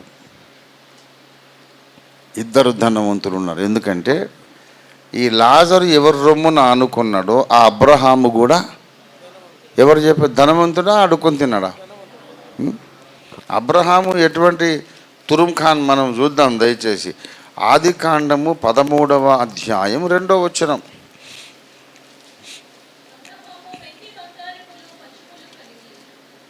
అబ్రహాము వెండి బంగారములు పశువులు కలిగి బహుధనవంతుడై ఉండెను. ఏమండి, వీడేమో ఒట్టి ధనవంతుడు, ఈ నరకానికి పోయినోడు ఒట్టి ధనవంతుడు, అబ్రహాము బహుధనవంతుడు. కనుక ఇప్పుడు చెప్పండి, ధనవంతుడై ఉంటే నరకానికి పోతారు, నిజమా? ఒట్టి ధనవంతుడైతే నరకానికి పోతావేమో, బహుధనవంతుడైతే పరలోకానికి పోతామని ప్రసంగాలు చేయాలి. అంటే పరలోక వారసులు అందరూ కూడా ఏమై ఉండాలి? ఎస్, బహుధనవంతులై ఉండాలి. దేవునికి స్తోత్రం కలుగును గాక. హల్లెలూయా. ఆదికాండం 23వ అధ్యాయము, దేవునికి స్తోత్రం, 3వ వచనం, 23:3. అబ్రహాము మృతి నొందిన తన భార్య ఎదుటి నుండి, అంటే శారా శవం నుంచి లేచి హేతు కుమారులను చూచి ఏమనంటే, ఒక శ్మశాన భూమిని కొనుక్కుంటానయ్యా ఇవంటే. అయ్యా వాళ్ళు ఏమన్నారు? 5వ వచనం, అయ్యా మా మాట వినుము, నీవు మా మధ్యను ఏమై ఉన్నావు? అది అబ్రహాము మామూలు ధనవంతుడు కాదు, మామూలు రాజు కూడా కాదు, మహారాజు, అతి బహుధనవంతుడు కదా, బహుధనవంతుడు మరియు మహారాజు. దేవునికి స్తోత్రం కలుగును గాక. దేవుని బిడ్డలారా, ఆదికాండము 14వ అధ్యాయము చూడండి, 14వ వచనం. అబ్రాహాము తన తమ్ముడు చెరపట్టబడినని విని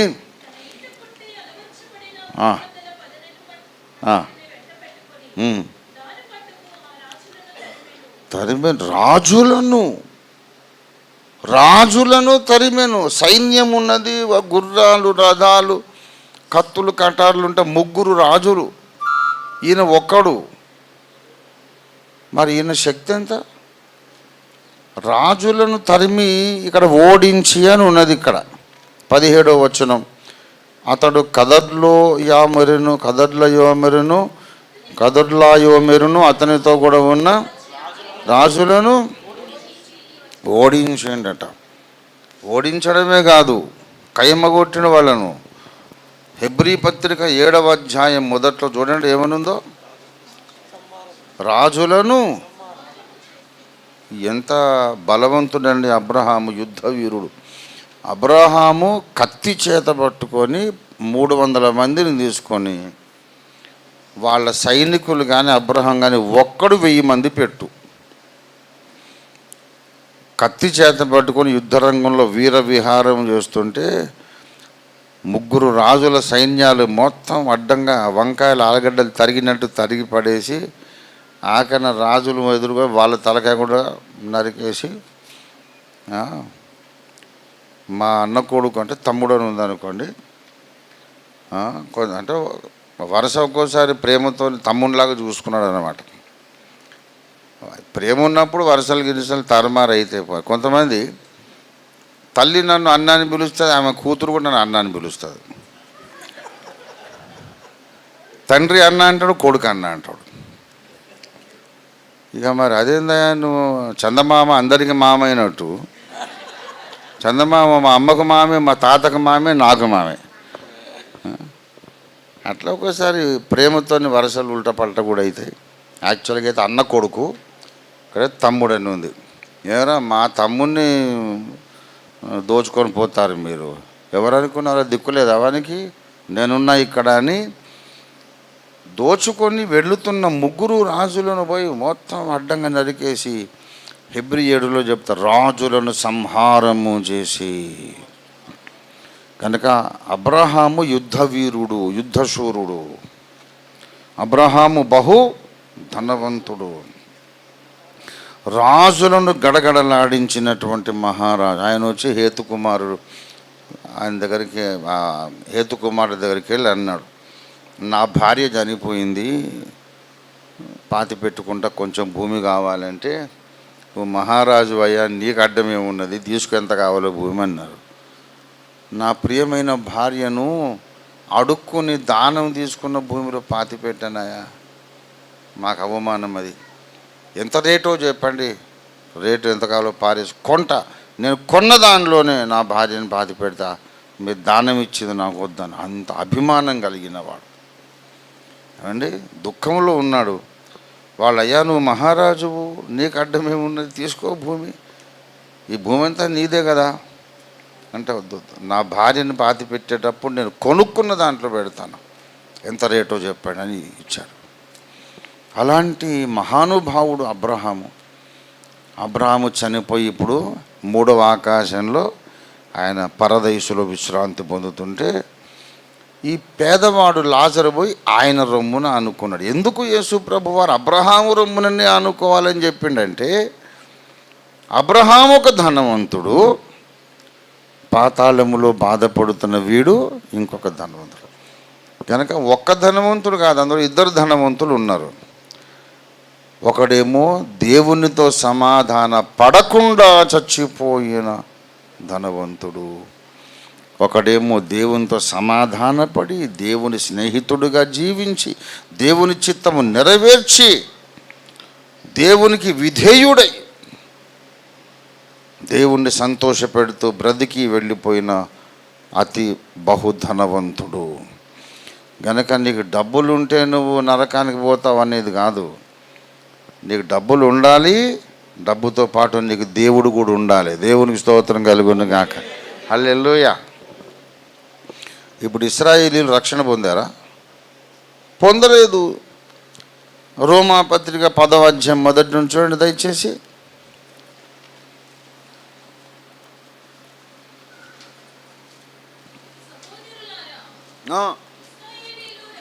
ఇశ్రాయేలీయులు ఏం పొందాలట? రక్షణ పొందాలని నా హృదయాభిలాష. వారి కొరకు నేను దేవునికి చేసే ప్రార్థన. అంటే ఇప్పుడు రక్షణ వాళ్ళకు ఉన్నదా లేదా? రక్షణ లేనోళ్ళే ప్రపంచానికి జగజ్జట్టీలు అయిపోయినారు. వాళ్ళు ప్రపంచానికే శిరస్సు. ఒరే, నీకు ఇంత భూభాగం ఉంది, అంత భూభాగం ఉందని నువ్వు గర్వపడకు. ఇండియా ఉపఖండం, కానీ ఇజ్రాయెల్కు భయపడుతుంది. ఇజ్రాయెల్కు 60 రెట్ల జనాభా అరబ్బులు ఇజ్రాయెల్కు భయపడతారు. అమెరికా, రష్యా అగ్రరాజ్యాలు ఇజ్రాయెల్కు భయపడతారు.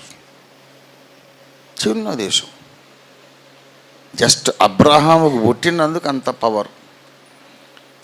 కానీ అబ్రహాముకు అసలైన పిల్లలు మనం, విశ్వాస సంబంధులే అబ్రహాము పిల్లలు.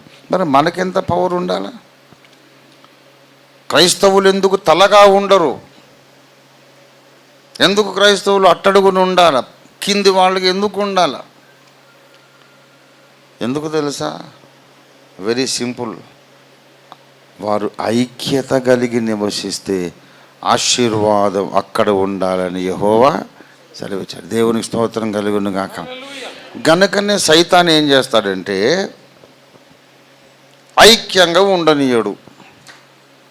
క్రైస్తవులకు సిద్ధాంతాలు కావాలి, ఈగో ప్రాబ్లము, నేను గొప్ప, మా సంస్థ గొప్ప, ఇవంతా చెత్త చెదారం పెట్టుకొని 1001 ముక్కలుగా విడగొట్టబడ్డారు. ఇశ్రాయేలీయులు మొత్తం ఏంటంటే ఏకం, మేము ఒకటి. హెబ్రీ భాష మాట్లాడే మేమందరం ఒకటి. మా జోలికి వస్తే అందరం ఒకటేతాం. ఒక విషయం చెప్తాం మీకు. ఒక సందర్భంలో అటల్ బిహారీ వాజ్పేయి గారు ఏమన్నారంటే, భారతదేశం మీదకి ఆంగ్లేయులు వచ్చారు, గజనీ గోరి దండయాత్రలు, తర్వాత ఈ డచ్ వాళ్ళు, పోర్చుగీస్ వాళ్ళు చాలామంది యుద్ధానికి వచ్చారు. వచ్చి ఒక్కొక్క భాగం ఆక్రమించుకున్నారు. అట్లా ఎందుకు ఆక్రమించుకున్నారు తెలుసా? వాజ్పేయి గారు ఏం చెప్పారంటే, శత్రు సైన్యాలు వచ్చినాయి, మన సైన్యాలు పోరాడుతున్నారు.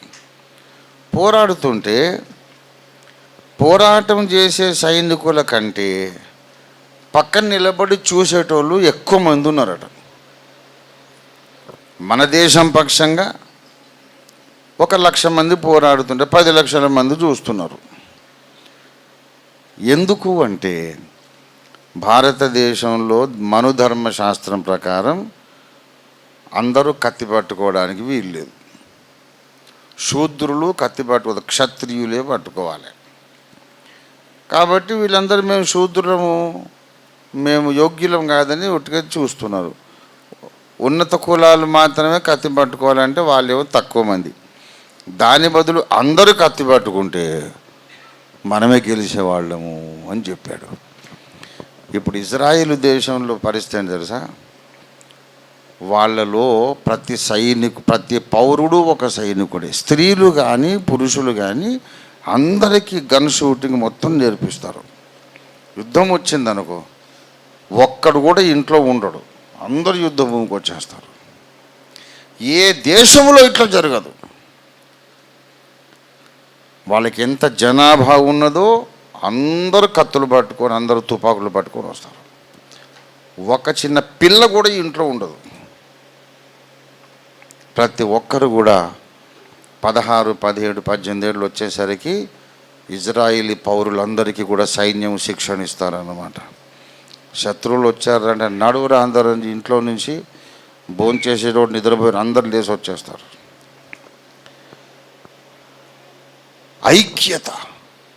ఐక్యత మనకెందుకు?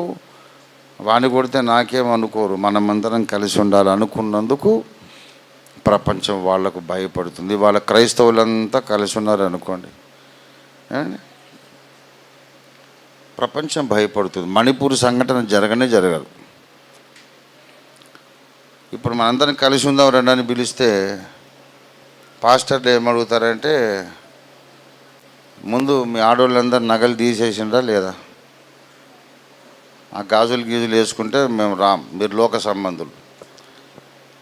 అరే అట్లా కాదే, మనం దేవుని కొరకు జీవిద్దామంటే దేవుని కొరకు జీవించే తర్వాత ముచ్చట. నువ్వు అసలు ముందు రింగెందుకు పెట్టుకున్నావు అంటాడు. అరే అక్కడ మన ఆడపిల్లలను మానభంగాలు చేసి చంపేస్తున్నారయా 100 మందిని అంటే, ఇంకా 1,00,000 మందిని చంపినా నాకు అంతకంటే నీ రింగే ముఖ్యం.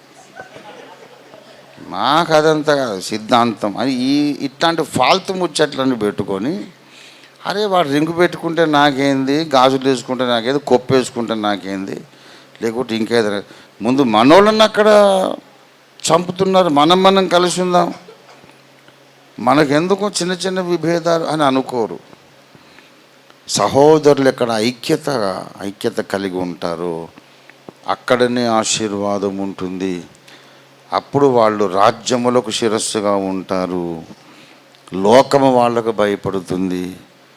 వీళ్ళు తలగా ఉంటారు, తోకగా ఉండరు. అప్పుడు చూడండి, ఆశీర్వాదాలన్నీ మనవే. దేవునికి స్తోత్రం కలుగును కాక. ఎప్పుడన్నా తల మీద పాగా పెట్టుకొని కొప్పేసుకొని గడ్డం పెంచుకొని ఒక సిక్కులైన ఎవరైనా ఊర్లో తిరిగి బిచ్చం అడుక్కుంటే మీరు చూసినారు ఎప్పుడైనా? చూడలేదు, చూడబోరు కూడా. ఎప్పుడు వాళ్ళు అట్లా బిచ్చం ఎత్తుకోరు. రోడ్డు మీద నిలబడి సిగరెట్ వెలిగించుకొని ఎవడైనా సిక్కులను మీరు ఎప్పుడు చూడరు. సిక్కుల వల్ల జనాభా క్రైస్తవుల కంటే తక్కువ. వాళ్ళు అడుక్కోరు. ఎందుకు తెలుసా? మేమేం ఒకటని కలిసి ఉంటారు. ఒక్క సిక్కులు ఆయన కొంచెం దివాలా తీసాడు అనుకో, మిగతా వాళ్ళందరూ కలిసి తలా ఒక 50,000, 10,000 వేసుకొని వానికి ఒక వ్యాపారం పెట్టించి బ్రతుకురా అంటారు. ఒక క్రైస్తవుడు ఎవడని దివాలా తీసిండు అనుకో, మిగతా వాళ్ళు ఏమంటారు, మీ ఆడామె గాజులు వేసుకుంది, అందుకే దేవుడు మొత్తిండు, దేవుడు శిక్షించుండు, ఏసాయి కొట్టాడు నిన్ను, నీకు అన్య భాషలు రావు కదా, అందుకే దేవుడు శిక్షించుండు.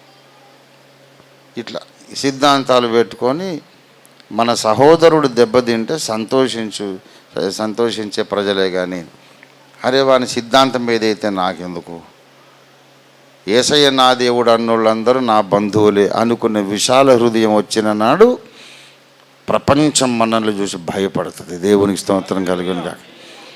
కనుక మణిపూర్ సంఘటనలు జరగడానికి కారణం మన అనైక్యత. మనలో మనం కలిసి ఉండలేనందుకు వాళ్ళకి అలుసైంది. అందరం కలిసి ఉందామంటే నువ్వు రెండో రాకడ గురించి ఏదో వేరేగా చెప్తావట కదా. అరే బేవకూఫ్, రెండో రాకడ ఎప్పుడు వస్తే అప్పుడు ఎత్తబడదాం. యేసు ప్రభు శ్రమలకు ముందు వచ్చినా ముందు ఎత్తబడదాం, తర్వాత వచ్చినా ఎత్తబడదాం. దానికి ఇప్పుడు మన చెల్లెళ్ళను మానభంగం చేస్తున్న రమ్మంటే నువ్వు రెండో రాకడ తేలితేనే నేను ఆడుకొస్తా. ఈయన మూర్ఖుడు అని తిట్టొద్దా? మూర్ఖుడు కదా వీడు. సిద్ధాంతం ఏముంది, అది పెద్ద విషయం ఏముంది. రెండో రాకడకు ముందు వచ్చిండు అనుకో, నేను కూడా ఎత్తబడతాను, మంచిదే కదా. తర్వాత వచ్చిండు అనుకో, నువ్వు సిద్ధంగా ఉండు, శ్రమలో కూడా ఎత్తబడు. ఈ వ్యర్థమైనటువంటి విషయాలన్నీ పెట్టుకొని క్రైస్తవులు ఒకరినొకరు శత్రువులుగా చూసుకుంటుంటే మన శత్రువులకు బలం వస్తుంది. కనుక మనకు సిద్ధాంతాలను బట్టి మనం చుట్టాలం కాదు, యేసు రక్తాన్ని బట్టి మనం చుట్టాలని. దేవుని స్తోత్రం కలుగును కాక. హల్లెలూయా. సిద్ధాంతం ఎవరికైనా ఉండని, యేసయ్య నా దేవుడు అన్నోళ్ళందరూ నా చుట్టాలనుకోవాలి. చిన్న చిన్న డిఫరెన్సెస్ ఉంటే నాకు సంతోషమే, ఉండని. ఈ సిద్ధాంతాలన్నిటినీ తీర్పు తీర్చడానికి యేసయ్య వస్తున్నాడు. క్రీస్తు న్యాయపీఠం లేదా తీర్పు తీర్చడా? ఎవరి బోధ కరెక్టో ఎవరి బోధ కరెక్ట్ కాదో దేవుడు ఎవరికి ఇవ్వాల్సిన బహుమానం వాళ్ళకి ఇస్తాడు. కానీ భూమి మీద మనం దేవుని ఆశీర్వాదం పొంది ప్రపంచానికే మనం ఒక తలగా ఉండాలి, పైవాడుగా ఉండాలి. ఏమండి, ఇజ్రాయెల్ జనాభా ఎంత? 1 crore అని చెప్పిన నేను కదా. మరి భారతదేశంలో క్రైస్తవుల జనాభా ఎంత తెలుసా? ఇవాళ 125 మంది యేసయ్యను ప్రార్థన చేసేవాళ్ళు ఇండియాలో ఉన్నారు. 2 కోట్లు కాదు, 2% తప్పు. 2% లెక్క తప్పు. వాళ్ళు చెప్పిన దొంగ లెక్కలు అవన్నీ. వాళ్ళు చెప్పేది యథార్థమైన లెక్కలు కాదు. 125 మంది యేసయ్యను ప్రార్థన చేసేవాళ్ళు ఉన్నారు. ఇప్పుడు దళితులలో నుండి ఎవరైనా యేసయ్యను నమ్ముకుంటే వాళ్ళ మీద అందరు దృష్టి ఉంటుంది. మేము క్రైస్తవంగా మాలోళ్ళ దేవుడు, మాదిగోళ్ళ దేవుడు, అది ఇది అని అంటారు. ఒక కాపు, ఒక రెడ్డి, ఒక కమ్మ, ఒక శూద్ర కులాలు, వాళ్ళు యేసయ్య నమ్మకం ముందు అదే పేరు ఉంటుంది, నమ్మినాక అదే పేరు ఉంటుంది. నమ్మకం ముందు అదే క్యాస్ట్ ఉంటుంది, నమ్మిన తర్వాత ఇక ప్రభుత్వ లెక్కలకు రానే రాదు. అట్లా రాకుండా ఉన్నోళ్ళే ఒక 20% ఉన్నారు ఇక్కడ. ఎంతోమంది శూద్ర కులాల వాళ్ళు ప్రభువుని అంగీకరించిన కోట్ల మంది ఉన్నారు. ప్రభుత్వానికి అది కంట్రోల్ లేదు. అందుకే పరేషాన్ అయిపోయి మతం మార్పిడి వ్యతిరేక బిల్లులు అని పిచ్చి పిచ్చి కూతలని కూస్తున్నారు. ఎందుకు భయమైంది వాళ్లకు? 100కి 2 ఉంటే భయం ఎందుకు? 100కి 2 ఉంటే చట్టాలు ఎందుకు? వాళ్ళకు తెలుసు. పేపర్ మీదేమో 100కి 2 అని రాసుకున్నారు, వాస్తవానికి కనీసం 25% ఉన్నారు. ఇప్పుడు మన దేశ జనాభా 150 కోట్లు. అంటే 100 కోట్లకు ఎన్ని కోట్లు? 25 కోట్లు. ఇంకో 50 కోట్లకు 12.5. అంటే 25 + 12.5 37.5 కోట్ల మంది. ఇజ్రాయెల్ జనాభా ఎంత? 1 కోటి. 1 కోటి మందికి ఐక్యత ఉంటే అంత దడదడలాడిస్తున్నారు కదా. ఈ 37 కోట్ల మంది కలిసి రోడ్ల మీదకి వచ్చిండ్రు అనుకో, మమ్మల్ని ఎక్కడ పెడతారో పెట్టండి. జైళ్ళలో పెడతారా? జైలు బరో, పోలీస్ స్టేషన్ బరో, మమ్మల్ని ఏమైనా చేయండి, రోడ్ల మీద ఉంటాం, మాకు న్యాయం జరగాలి. అందరూ వస్తే చచ్చినట్టు దిగిరారా వీళ్ళు? అయితే అందరు రారు. ఎందుకంటే మా సిద్ధాంతం వేరు, మీ సిద్ధాంతం. అంత మూర్ఖత క్రైస్తవుల్లోకి ఎలాగొచ్చింది? సైతాన్ తెచ్చిపెట్టాడు. వాడికి బాగా తెలుసు వీళ్ళందరూ కలిసిమెలిసి ప్రేమగా ఉంటే వీళ్ళని ఎదుర్కోవడం ఎవరి తరం కాదు.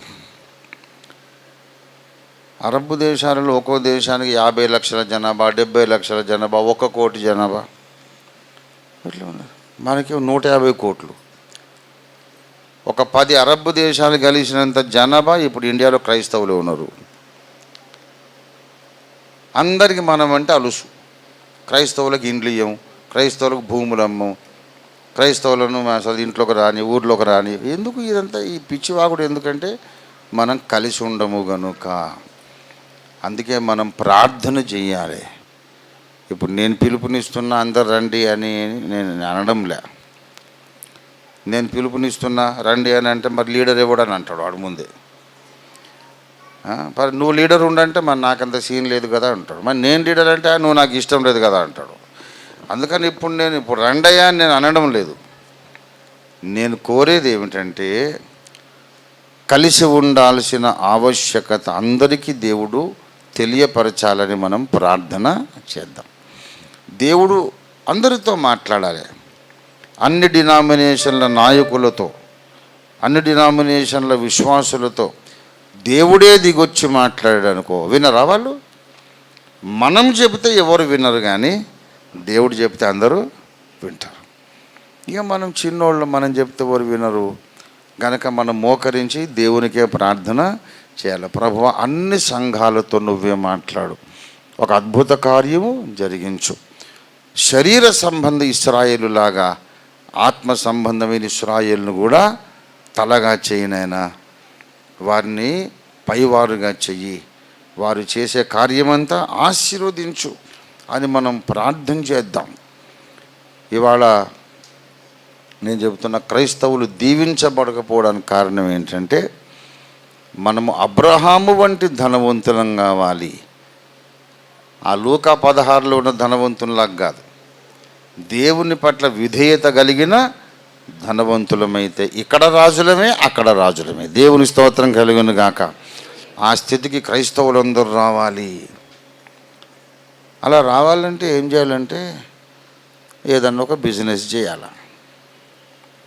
అమ్మో వ్యాపారం చేయొద్దు సార్ మనం దేవుని బిడ్డలం అట. మళ్ళా ఇక ఇవన్నీ మన తలకాయలో చేరిన చెత్త. ఇదంతా కూడా క్రైస్తవులు వ్యాపారం చేయొద్దట. ఎందుకు చేయొద్దు? ఎవడు చెప్పాడు వ్యాపారం చేయొద్దని? ఏమంటే గుణవతి అయిన భార్య ఆమె వ్యాపార లాభము సంపాదించిందట. దయచేసి సామెతల గ్రంథము 31వ అధ్యాయము 10-18 రెండు చదవండి. గుణవతి అయిన భార్య దొరుకుట. ఆమె ఏం చేసిందంటే కొంచెం 17-18 చదవండి. ఆమె తన నడుము బలపరుచుకొని చేతులతో బలంగా పని చేయును, తన వ్యాపార లాభము. ఏమండి, ఆమె వ్యాపారం చేసిందా చేయలేదా? అసలు యేసయ్య తన్ను తానే ఒక వర్తకునితో పోల్చుకున్నాడు. మత్తయి సువార్త 13వ అధ్యాయం. యేసు ప్రభువారు 13:45 13 మంచి ముత్యములను కొనవెదుకుచున్న వర్తకుని పోలి ఉన్నది. యేసయ్య తన్ను తాను ఎవరితో పోల్చుకున్నాడు? ఏమండి, వర్తకుడు. వర్తకుడు అంటే వ్యాపారస్తుడు. కాబట్టి బిజినెస్ చేసేది మనకేం నిషిద్ధం కాదు. వ్యాపారం చెయ్యాల. వ్యాపారం చేసి వ్యాపారంలో మరీ దోచుకున్నట్టు కాదు, న్యాయంగా, నీతిగా, ధర్మంగా వ్యాపారం చేయాలి. నాకు చాలామంది కోమటోళ్ళు మంచి స్నేహితులు. నేను వాళ్ళ గుజరాతీ మార్వాడీలు కూడా చాలా మంచి స్నేహితులు నాకు. నేను గమనించాను ఏంటంటే అస్సలు అబద్ధం ఆడరు వాళ్ళు. ఎందుకు తెలుసా? ఓసారి అడిగాను, ఏమో ఇంత మంచిగా ఉంటారు మీరు, అబద్ధం ఆడరు ఎందుకు అని అంటే ఒక మాట అన్నాడు. సార్, నేను ఒకసారి అబద్ధం ఆడినట్టుగా మీకు తెలిసిందనుకో, నెక్స్ట్ టైం మీరు నన్ను నమ్మరు. వ్యాపారం అనేది నమ్మకం మీద ఆధారపడి నడుస్తుంది. కాబట్టి నేను మంచోడిని అబద్ధం ఆడని మీరందరూ నమ్మాలి. నమ్మినప్పుడే నా బిజినెస్ జరుగుతుంది. నమ్మకం పోగొట్టుకుంటే బిజినెస్ కుప్పగూలిపోతుంది. అసలైన పెట్టుబడి నమ్మకమే. నమ్మకం కలిగించాలి నేను.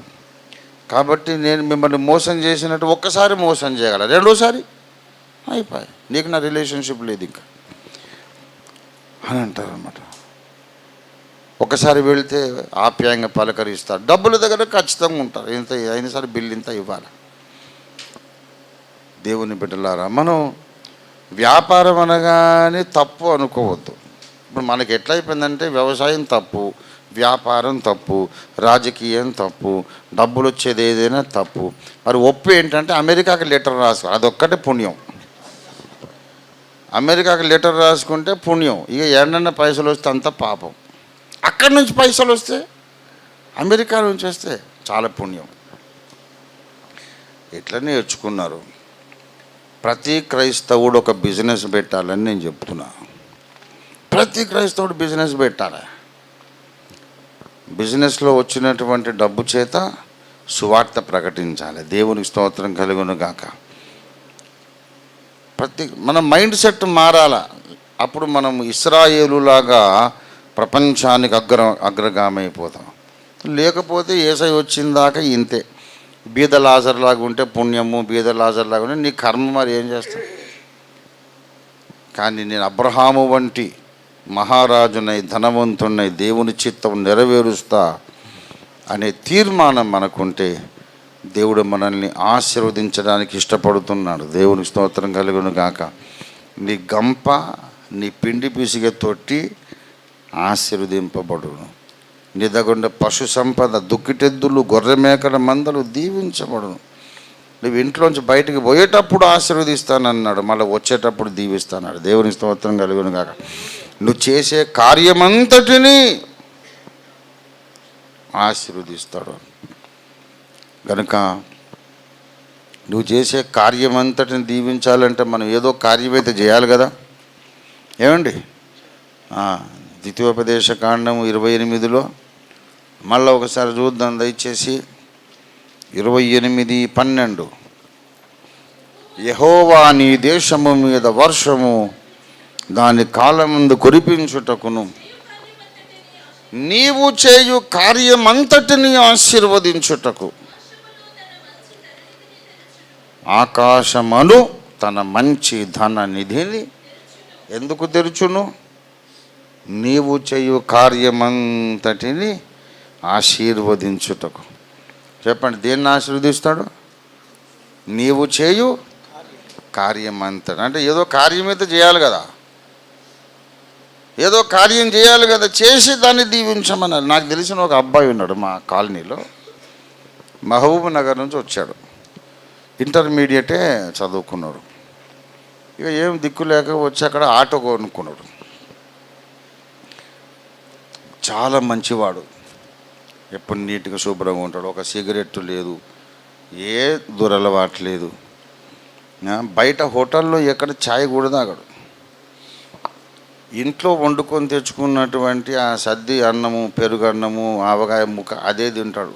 ఎక్కడ ఒక ఆటో కొనుక్కొని పెళ్లి చేసుకున్నాడు.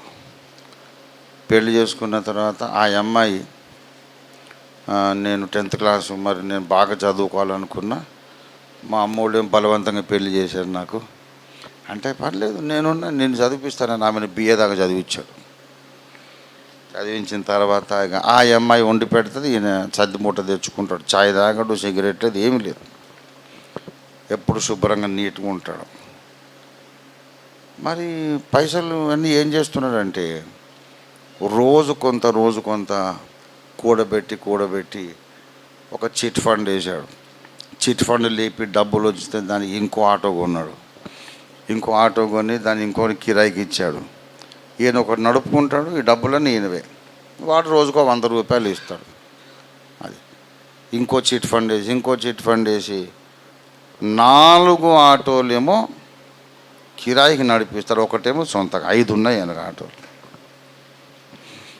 ఈ లోపల భార్యకి ఎక్కడ ఉద్యోగం పెట్టించినాక మెల్లిగా లోన్ తీసుకొని కుక్కడపల్లి విలేజ్ సెంటర్లో 40 లక్షలు పెట్టి ఒక అపార్ట్మెంట్ కొన్నాడు. తర్వాత ఒకసారి రోడ్డు మీద కలిసి, ఏం బాబు ఒకటే నిలబడు బండి ఏదంటే, ఇప్పుడు ఆటో నడిపిస్తలేను సార్. ఒక 8 ఆటోలు ఉన్నాయి, అన్ని కిరాయికి ఇచ్చిన. నా భార్య జాబ్ చేస్తుంది, నేను ఏదో వేరే ఏదో సోషల్ సర్వీస్ ఏదో. అరే పొట్ట చేత పట్టుకొని మహబూబ్ నగర్ నుంచి హైదరాబాద్కు వచ్చి ఇవాళ ఆయన ఒక 8 కుటుంబాలకు జీవనోపాధి కల్పించినటువంటి ఒక గొప్ప వ్యాపారవేత్త అయ్యాడు. నా చిన్నతనంలో 50 ఏళ్ళ కిందట 60 ఏళ్ళ కిందట మోజంజాయి మార్కెట్లో ఒక ముసలి ఆయన ఉండే. అంటే అప్పుడు యవ్వనొస్తాడు, ఇప్పుడు ముసలాడు. కానీ 4 చక్రాల బండి, తోపుడు బండి మీద గ్యాస్ కెరోసిన్ పోసి గ్యాస్ కొడితే స్టవ్ వెలుగుతుంది కదా, అటువంటి స్టవ్ చుట్టూ డబ్బా రేకోటి పెట్టి గాలికి ఆరకుండా, గాలికి పొయ్యి ఆరిపోకుండా పెట్టి దాని మీద ఒక చిన్న డేక్షా పెట్టి ఛాయ్ చేసి అమ్మేది. 60 ఏళ్ళ కింద ఆయన హైసియత్. ఆయన అంతే, ఛాయ్ చేస్తాడు కానీ తాగడు. ఒక్క అరకప్పు ఛాయ్ కూడా వేస్ట్ కాదు, అంత డబ్బులు కావాల్సిందే. డబ్బులు కూడబెట్టి చిట్ ఫండ్లు వేసి ఊరు బయట ఎక్కడో ల్యాండ్ కొని ఆ ల్యాండ్ మళ్ళీ అమ్మి మళ్ళీ ఇంకా ఊరు బయట కొని మళ్ళీ అమ్మి, ఇట్లా కష్టపడి ఇవాళ ఆయననే వైభవ్ వస్త్రాలయము ఓనర్. ఆయననే ఒక సినిమా స్టార్ని పిలిచి కత్తిరించమ్మ, రిబ్బన్ కత్తిరించి బాగా పబ్లిష్, ఆమెకి 25 కోట్లు ఇచ్చిన్నాడు. ఏమండి, వ్యాపారం చేసి అందరూ పైకి వస్తారు. క్రైస్తవులు ఎందుకు పైకి రారు?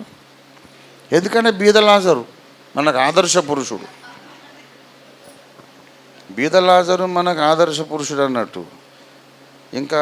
ఇంకా కూడా తృప్తి లేదు మనోళ్ళకు. బీదగా ఉన్నా కానీ ఇంకా నేను పరదేశకు పోతానో లేదో సార్, ఎందుకంటే ఇంకా కురుపులు కాలేదు, కుక్కలు నాకలేదు. కురుపులై కుక్కలు నాకినప్పుడే ఇక మనం పరలోకం గ్యారెంటీ అనుకోవాలి అని అంత చెత్త పేరుకపోయిన తలకాయలు. నువ్వు కుక్కలు నాకకపోయినా పరలోకానికి వెళ్తావు, కురుపులు కాకపోయినా పరలోకానికి వెళ్తావు, నువ్వు నిరుపేదవు కాకపోయినా పరలోకానికి వెళ్తావు.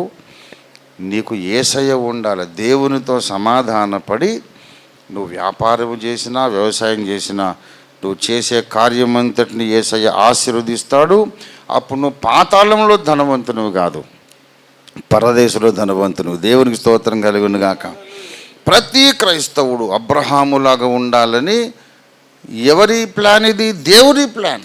అబ్రహాము పొందిన ఆశీర్వచనం యేసుక్రీస్తు ద్వారా అన్యజనులకు. దేవునికి స్తోత్రం కలుగును గాక. మనకు రాలేదు కానీ వాళ్ళకు వచ్చింది. ఎవరికి? శరీర సంబంధమైన ఇశ్రాయేలు. నా కళ, నా ప్రార్థన. ఇప్పుడు 3 సంవత్సరాలు అర్ధరాత్రి పోరాటం దేనికి చేస్తున్నావు? అందరూ వచ్చి నాకు పైసలు వేయాలని కాదు. ఎవరంతట వాళ్ళు ధనవంతులు బలవంతులు కావాలి, రాజులు రాణులు కావాలి. క్రైస్తవులు అంటే దేశం భయపడాలి. దేవుని స్తోత్రం కలుగును గాక. మనం స్వతంత్రించుకోవాలి. ఇది నేను చెప్పగానే మైండ్ సెట్ మారిపోతుందని కాదు, కానీ మనం ప్రార్థన చేస్తే పరిశుద్ధాత్మ దిగి వస్తే అందరి మైండ్ సెట్ ఆయనే మారుస్తాం. యేసయ్య రాకముందు ఒక 10 సంవత్సరాలైనా నేను ఈ పరిస్థితి చూడాలనుకుంటున్నా. ఏంటంటే ఆ ఇశ్రాయేలుకు భయపడినట్లు మన దేశ ప్రజలందరూ క్రైస్తవ జనాంగానికి భయపడాలి. దేవునికి స్తోత్రం కలుగును గాక. కోరిక మంచిదేనా కదా? మనం తలుచుకుంటే సాధించగలం. ప్రార్థన చేయండి, ప్రయత్నం చేయండి. ఒక సునీల్ బాబే కాదు, అందరికీ బిజినెస్లు ఉండాలి. నేనైతే ప్రార్థన చేస్తుంటా, కనీసం స్వార్థంతోనన్నా ప్రార్థన చేయండి. పాస్టర్లందరూ ఏమండి, నా సంఘ సభ్యులందరూ ప్రతి వారము 1,00,000 సంపాదించాలని నా ప్రార్థన. అప్పుడు ఏమవుతుంది? 1,00,000లో 10,000 దశంభాగం రాదు? పోనీ అట్లానే అనుకొని ప్రార్థన చేయండి. అందరం అడుక్కొని తింటుండే దశంభాగం ఏముందండి? ఇంకా ఇంత దశంభాగం కూడా ఉండదు. గనక ఎప్పుడైతే మన దగ్గర మనీ పవర్ ఉంటుందో మనం సమైక్యంగా ఒక ఓటు బ్యాంక్ కూడా అయినాం అనుకో, మేమందరం కలిసి ఒకరిని గెలిపించుకుంటాం. అప్పుడు గడగడలాడతారు జనాలు. మన ఆడపిల్లలను ఊరేగించేది, మానభంగం చేసేది అట్లా కాదు, వారికి ముందే ఇది పడుతుంది. అమ్మో క్రైస్తవుల జోలికి పోవద్దు సార్ అనుకుంటాడు. భయం పుట్టిద్దాం, మతోన్మాదుల గుండెల్లో భయం పుట్టిద్దాం. అందుకొరకు మనకు పరిశుద్ధాత్మ శక్తి కావాలి, ప్రార్థన శక్తి కావాలి, ఐక్యత కావాలి, ఆర్థిక శక్తి కావాలి, అన్ని రంగాల్లో మనం కింగులం కావాలి. దేవునికి స్తోత్రం కలుగును గాక. కనుక నేను సునీల్ని బట్టి నేను చాలా సంతోషిస్తున్నా, అభినందిస్తున్నాను. ఇంకా మీరందరూ కూడా ప్రతి ఒక్కరికి ఒక బిజినెస్ ఉండాలి. మీరు కోటీశ్వర్లు కావాలి, అప్పు చేసేవాళ్ళు కాదు. మీరు అనేక జనములకు అప్పిస్తారన్నాడు. దేవుని స్తోత్రం కలుగును గాక. హల్లెలూయా. స్వతంత్రించుకుందాం. యేసయ్యను సిలువేసిన వాళ్ళకే అంత ఆశీర్వాదం దేవుడు ఇస్తే, యేసును గుండెల మీద సింహాసనం ఎక్కించిన వాళ్ళకి ఇంకెంత ఆశీర్వాదం ఇస్తాడు. ఈ గొప్ప దీవెన భారతీయ క్రైస్తవులందరికీ కలుగును గాక. రండి ప్రార్థన చేసుకుందాం.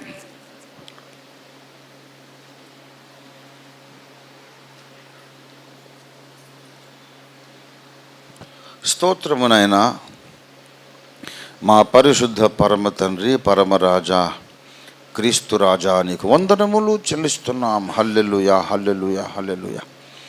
నీ లేఖనములు ఎన్నో అద్భుత వాగ్దానములు ఉన్నవి, కానీ నీ ప్రజలు ఇంకా సమాజంలో కిందివారుగా ఉన్నారు. తలగా మారలేకపోయారు, తోకగా ఉన్నారు తండ్రి. దీనికి కారణం మా మనస్సులో ఉండే అపోహలు మాత్రమే అనే సంగతి మీరు మాకు బయలుపరిచారు. నీకు స్తోత్రము. కానీ మేము చెబితే ఎవరు వినరు తండ్రి. మాకంత శక్తి లేదు, అధికారము లేదు. కానీ నీవు చెబితే ఎవరైనా వింటారు యేసయ్య. వినాల్సి వస్తుంది.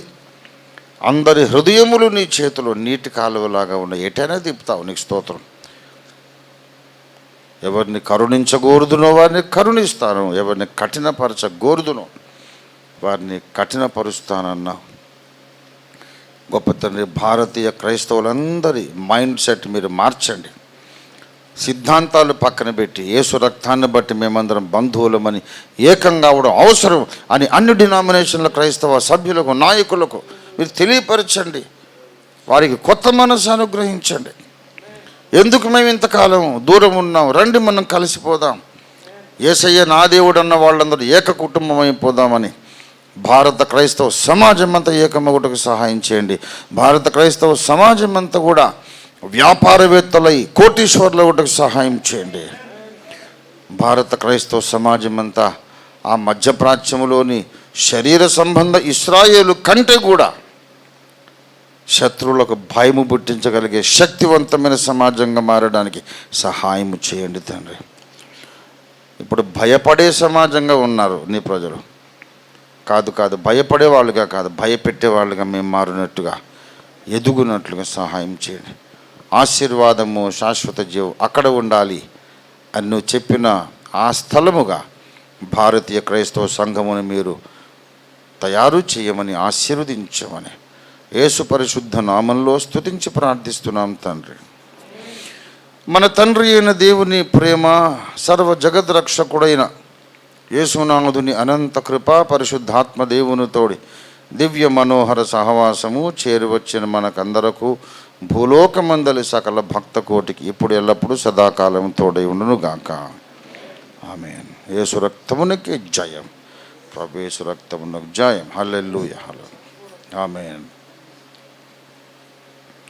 Thank you very much. Pastor Sunil గారు వారు వందన సమర్పణ. థ్యాంక్ యూ అయ్య గారు. మరి చాలా చక్కని విలువైన సందేశాన్ని క్రైస్తవ సమాజం అందరూ కూడా ఒక మంచి వ్యాపారవేత్తలు కావాలి. ఈ యొక్క వాక్యం కొరకు కొన్ని కోట్ల మంది ఎదురు చూస్తున్న వాళ్ళు ఉన్నారు. సో ఇప్పటి నుంచి గొప్ప చైతన్యం వస్తుందని అయితే నమ్ముతున్నాను. హల్లెలూయా. మరొకసారి అయ్యగారికి ప్రత్యేకమైన వందనాలు. ఇప్పటికి చాలా ఆలస్యమైంది. మరి పాశ్రమ్మ గారు ముందుకు వస్తే దయచేసి మత్తమ్మను ఇంతకుముందు అయ్యగారికి చెప్పిన విధంగా మత్తమ్మను సన్మానించుకోవాలని అనుకున్నాము. అత్తమ్మ కూడా ముందుకు రావాల్సిందిగా మనం చేస్తుంటున్నాం. త్వరగా ఆమెను సన్మానించుకునే భాగ్యము దేవుడు మాకు ఇచ్చినందుకు కూడా దేవుని స్తుతిస్తూ ఉన్నాం.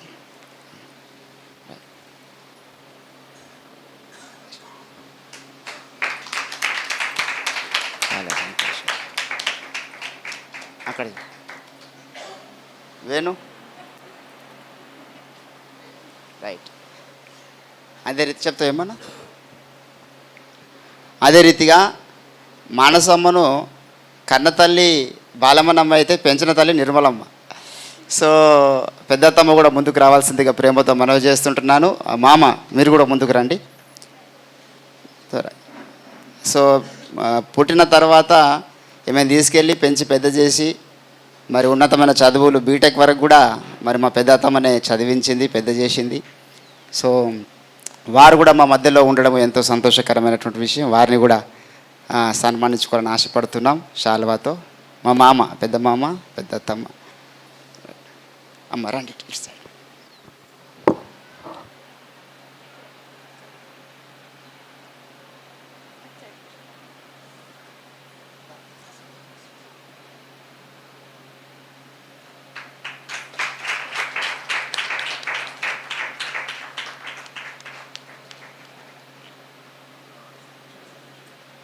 లో ఉండడానికి కారణము మరి అయ్యగారి యొక్క ఉపదేశాలు లేకపోతే నేను కానీ మనసు కానీ ఈ రీతిగా ఉండేవాళ్ళం కాదు.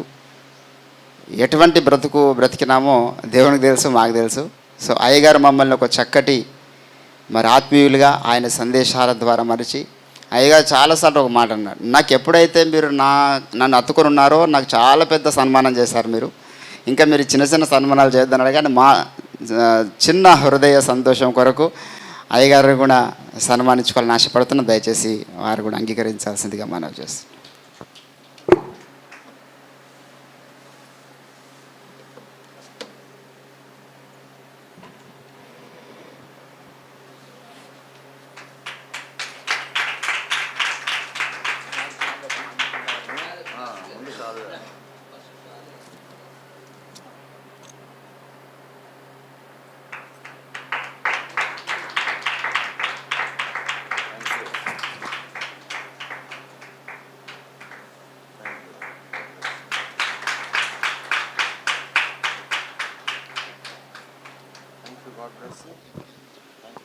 థ్యాంక్ యూ అయ్యగారు. మరి ప్రత్యేకంగా సో చేరువచ్చిన మీ అందరికీ వందనాలు. కింద మీ కొరకు భోజనాలు సిద్ధపరచబడ్డాయి. దయచేసి